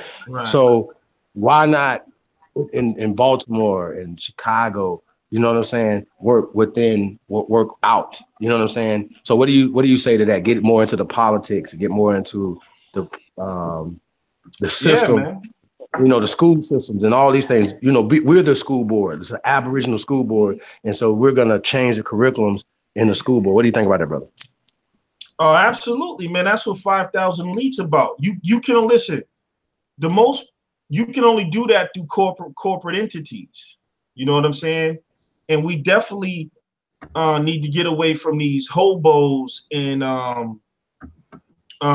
what you call them, like the you know, what do you call them? People who smoke weed and just hang out or whatever. But hippies, yeah, man. We got to get involved in part of politics. We need our own political party. We need to take over politics in the city. We need to get on school boards. And like you said, if you in the stuff like you need corporation to protect yourself, because you got what's called corporate immunity. You know what I'm saying? And that's how you set up your own police force. Like people don't know the police are private security. They're not even government, really. So as a corporation, you can have your own private police force. And you set up those things, and you can make your the things you own. That's how you protect things. See, corporations is not evil or bad. It's the way they're used. But it's actually they protect you and they protect your assets. So if you have an LLC or something, that means, let's just say we do buy a town. They can't come after our assets because no one owns it personally. And also, if you set up you don't have to set up a corporation even in the United States.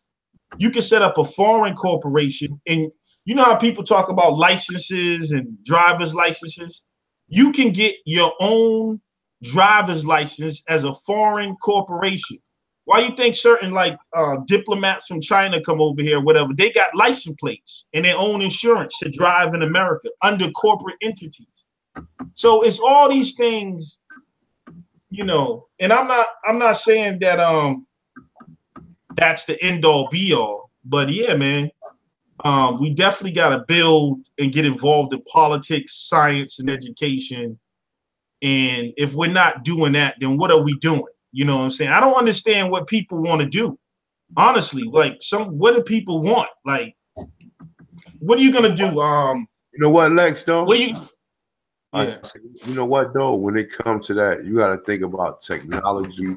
You got to think about sustainable living, because living is going to be what's most important than anything. And like a lot of people, you're going to have to I don't know. I'm just saying, I'll be thinking the same thing.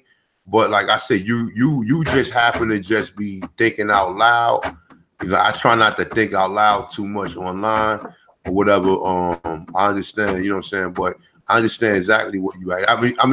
I know most people interpret it when they understand it the same way you interpret it. So don't feel like you wrong about what you're saying, because I mean, like I said, I'm a Sagittarius, so I always overthink things or whatever. But yeah, you gotta definitely, like I said, agriculture, technology. We had technology. Motherfuckers invented the air conditioner. Now you can't even invent nothing. You can't sit down and draw a piece of paper because you're so amped up off of everything else or whatever. You know what I'm saying? At one point in time, we was capable of making washing machines, cars, and all these different miraculous designs or these different inventions that, like I said, they are used all around the world. These are inventions that people proclaim that these same intelligent people, they are not responsible for making none of these creations, but we are. What happened to us? Why are some of us messed up? Because, like you said, it's by design.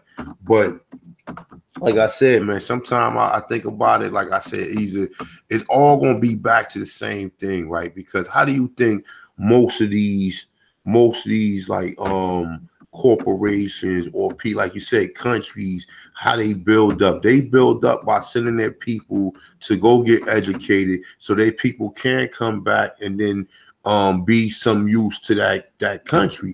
But with black people don't even want to fix up their own fucking community. Black people will go get a degree, learn how to do something, and then as soon as they get all chummy with time in them, he's no longer thinking about little Raheem or the brothers who, you know what I'm saying? And I understand why, because they're alienated by finances and economics, and that's how we alienate each other, because we feel as though, oh, you might have a cousin who might work or have a better job than you. And in the real sense, a lot of our people who are in situations like that, some of them do act funny. Some of them don't really care about the money. But what family would do? Family will sit there, use you to a point to where you're not utilizing what he did to get where he's at. You taking everything from them so you could never build nothing. And that's the problem with a lot of us, because a lot of us, we don't want to go to school. We'd rather sit here and work this bullshit ass job as opposed to, like, you know, like that. One of the reasons why I went back to school, right, was this, right? Because I was thinking of it like this. I said, damn, I could be working on this job for 5 years, and maybe I might move up, maybe $4, maybe $5, maybe $4 or $5 within that 5 years. And if you got a good job, you might move up maybe 10,000, you know what I'm saying? Or a big number to where it's going to really be a life-changing number. But for some of us, that doesn't happen that way. You understand? So I'm like, man, you know what? Maybe if I go to school, you know what I'm saying, I can just, you know, go ahead and, but then when you go to school, you learn that, okay, the only jobs where they pay that is these corporate jobs where a lot of these women work. A lot of these women work, they do data entry jobs. That's what most of the shit is, data entry now, because everything is about taking data, and everything have always been about taking data. You know what I'm saying? Everything been about everything. They talk about Facebook with all this data shit. How the fuck you think they find out shit? What is the algorithm? Ain't nothing but another statistic that's done by a computer. You know what I'm saying? That's all it is. It's just like if I give you, if we all do what's them shits called? It's not the statistics, but we all do damn, I forgot the name of it. A survey. We do a survey. We do a survey, and then on a survey we put 1, liked, 2, like more, 3, like a lot, 4, loved, 5, loved a lot. You understand what I'm saying? And on the highest is loved a lot. The lowest will be liked. Okay, we look and see how many people pick 1. We put that over there. How many people pick 2? How many people pick 3? How many people pick 4? How many people pick 5? We divide that, and that gives us a number. That's what you learn in research. Like, I had to take a research class. I mean, with doctors and everything, because I went to school for nutrition.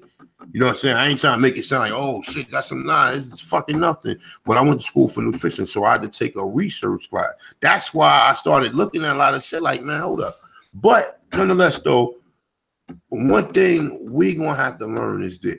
See, what China did was this, right? And even when you go, like I'm in an economics class right now, and a lot of this shit sound very familiar to what really going on in real time, or how they even China. They say China's supposed to be a communist country, right?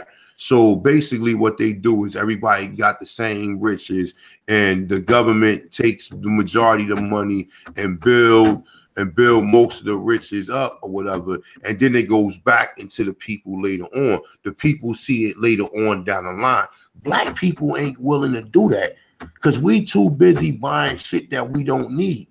So when it comes to somebody, you telling you're gonna have an argument, you're gonna damn near have to fight somebody to stop watching some of the shit that they watch and stop. Like, listen, a lot of this stuff is going, like you said, going to have to trickle on to the next generation for people the same way you think, the same way you just said you thought about the same stuff. It's going to be other people who think about it, and then when people understand about it, it's other people from other countries who want to learn about this, and they're gonna be like, yo, this is wrong.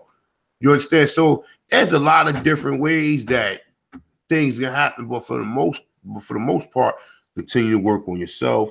You're trying to build something, continue to build something. Or like I said, you go back, if you got something that you can help somebody in your community, help them. I don't care. It don't even have to be nowhere where you connected. Just go back and help your people out. Even if you tell them that they Indian or that they didn't come from Africa, that is a greater step towards trying to unite than anything. So, I mean, like I said, it's a lot of different ways you can look at it. But go ahead. You want to build on that, Chief? Yeah, they going in the chat room. Shout out to great man. Yeah, man. I mean, at this point right now, though, okay, so check this out. We act like we can't start our own, let's just say, something that we really need, our own law guild, right? Or our own law apparatus. You know what I mean? Let's just say, for instance, when it comes to laws and things like that, right? We can go back to even the great law of peace, right? We can go back to that. We can and tailor it to our needs and stuff for 2018 or whatever. But and they can even mirror some of the laws that are on the land now, right? We're not even saying that, like murder, certain things, right? You say, okay, well, you can't do certain things. That's pretty fair. You know what I'm saying? But I feel that we really need a law apparatus or any institution, because you said something earlier that was crazy, like the Chinese government or a Chinese person here can call the Chinese government. They got somebody to call. Even so-called Africans, when they come here, they have a country to call, a consulate. You know what I'm saying? Diplomats and all these other things, right? We don't have nobody to call because we're in our own country. We're on our own land, right? So, but when we had talked about this, I want to know you guys' opinion on this. We're forming our own, so to speak. And I just want to use this as an example, family, not as something that we want to do, but the NAACP, but it would be a national advancement for Aboriginal colored people. You know what I mean? Y'all follow me? I'm just saying something like that. I'm just using it as an example so we can understand of a corporation, right, Lex, that is for us, that looks out for the best interest of our people. It has a law apparatus that, that helps people, to do certain things with it. So instead of people, even Aborigines that are not identified, right, but they have something happens in their family or something happens to them, whatever, instead of them calling the NAACP and Al Sharpton them, we should be so effective enough to where we could be called and come in and step in and help our people. You know what I'm saying? So I just think that we're smart enough to create our own institutions, our own music guilds, our own movie guilds. Like, what is going on? We got cameras, we got everything we need. Why aren't we saying, okay, well, we don't need them to distribute our music and our movies. So I just wanted to know what you guys thought about, you know, forming our own institutions right now.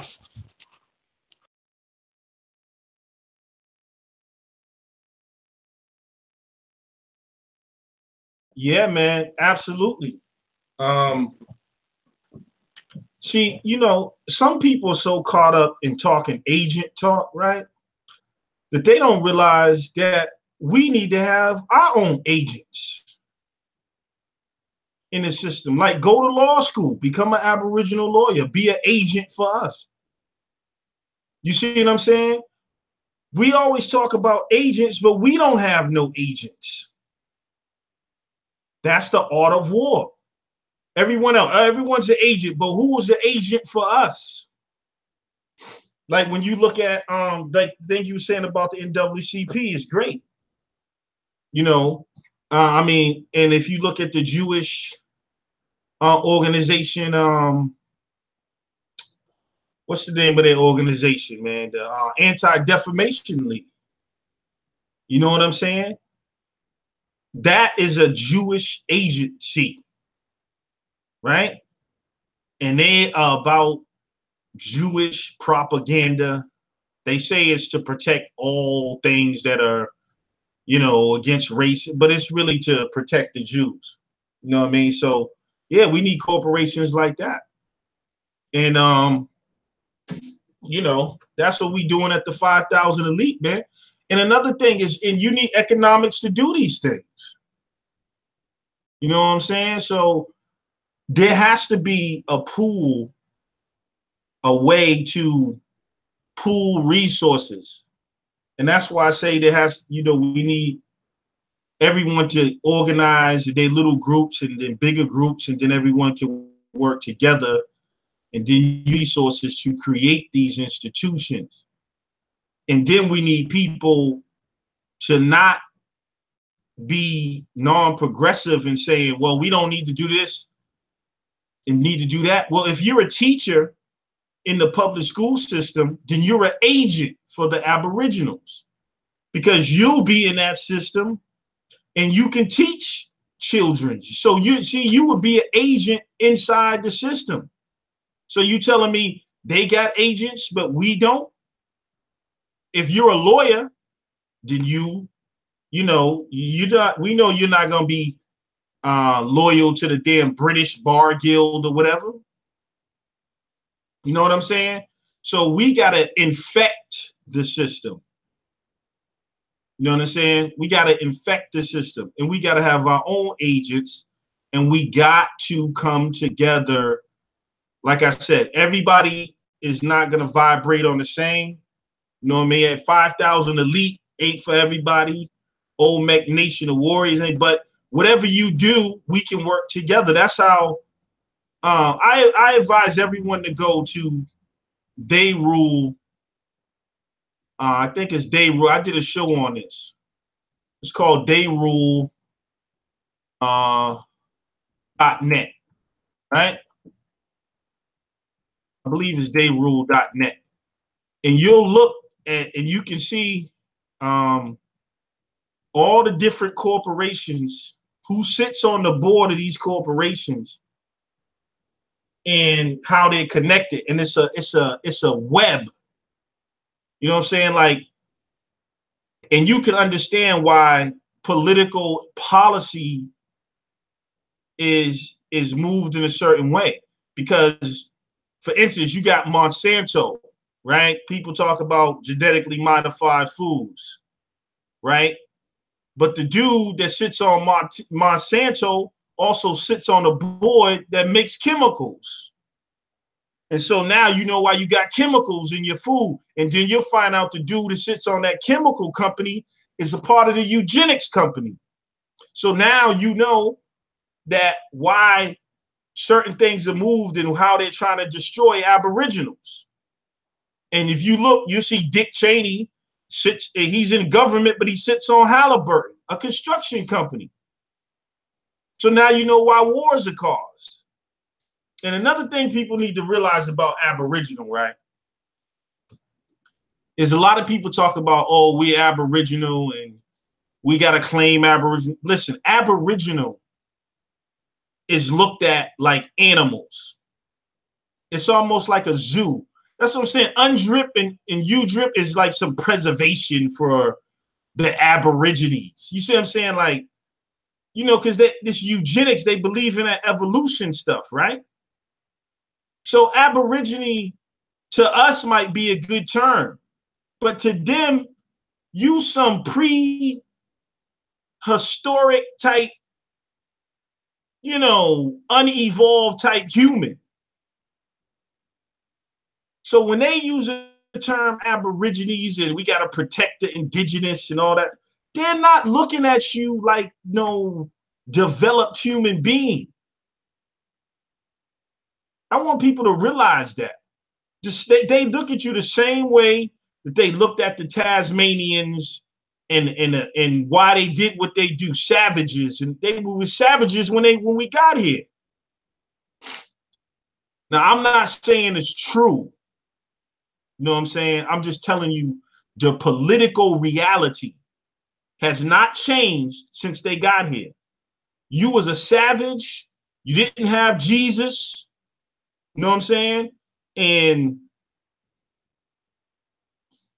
see, idiots don't understand what I'm talking about. Anybody that got some sense know what I'm saying. You were savages then and you savages now. You see what I'm saying? Politically to them. And so, you know, we just got to keep things in proper perspective. You know what I'm saying? And operate on a higher level. On a higher level. We got to get from, I mean, the enemy is pretty smart. You understand what I'm saying? And so you got to think the stuff we're doing right now is mediocre.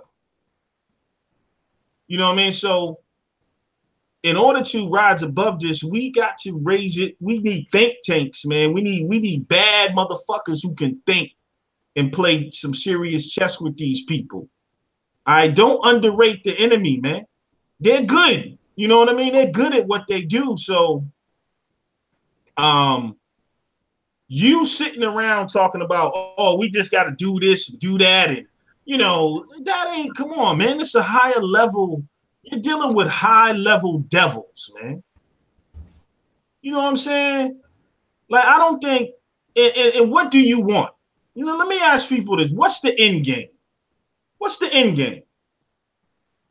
Is the end game, all right, let's say we took the road that some people say. We all just declare our nationality as Aboriginal American Indians, and we're going to sue the government, and they're just going to give us back the land. And I mean, come on, man. The doctrine of conquest, the rules of conquest. You're not getting the land back because you are under the doctrine of conquest. It's not yours anymore. I'm just telling you politically. So either you going to go to war or you going to do it strategically. And we ain't quite ready for war, but war happens on all levels. Right now, the biggest war you have is political and economic. Get a mayor in office, get a governor in office, and then they can change policy. You know what I mean? Stop this nonsense about moving out into the forest and this silly stuff, man. Now, ain't nothing wrong moving out in the forest, but you can't escape the world right now, man. You seen what happened to Nature Boy and them? They all the way and got, where was they at? In Guatemala somewhere and got ran down on. You know what I'm saying? Like, you can't escape the reality of what's happening, man. So, and I'm from Tennessee, man. So my people got land in Tennessee and all that type of stuff, man. You know what I'm saying? But when we talk about land, we're not talking about my family's parcel of land. We talking about the damn whole land. It's conquered. So people say they own land or whatever, but most likely you're paying taxes on it, which means you really don't own it, meaning you just renting it from the government. And some people might have took it to a level where they did some paperwork and they ain't got to pay taxes on the land. But you're not getting out of this. Listen, the paperwork is the correct status, right?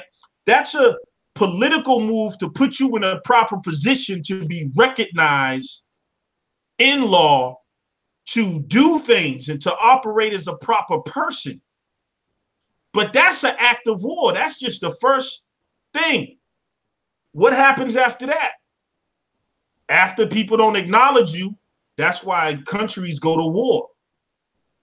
You know what I'm saying? Their sovereignty is not acknowledged and whatever. And then, you know, whatever. There's disagreement and they go to war. So we got to use everything. I'm like, even UNDRIP and ADRIP, I'm not saying that it's useless. I'm just saying people act like it's salvation or something. I'm just saying we got to throw everything that we got, including the kitchen sink. You know what I'm saying? And just because someone may take a different approach than you, I mean, just see them as another tool to power. So yeah, Lex is doing the 5,000 elite and the corporate thing and the economic thing and all that. Maybe that's not your thing. Don't shit on it, man. What's wrong with you? You may need it one day. You know what I'm saying? We trying to produce our own products, you know, and all type of stuff. So I mean, how does that hurt what someone's doing? You know what I mean? So I just think we got to be. We still got a lot of niggerisms, man. You know what I'm saying? We don't realize it, man. You know, I'm gonna tell you, I was watching Charlemagne the God. I don't know if y'all seen him on Fox News earlier today. He has a book that came out called Black Privilege or whatever.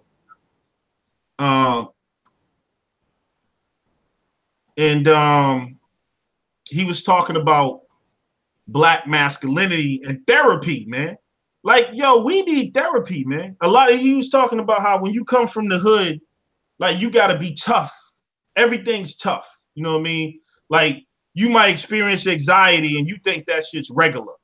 You know what I mean? Or you might be negative or paranoid and we got to act like we ain't got no problems.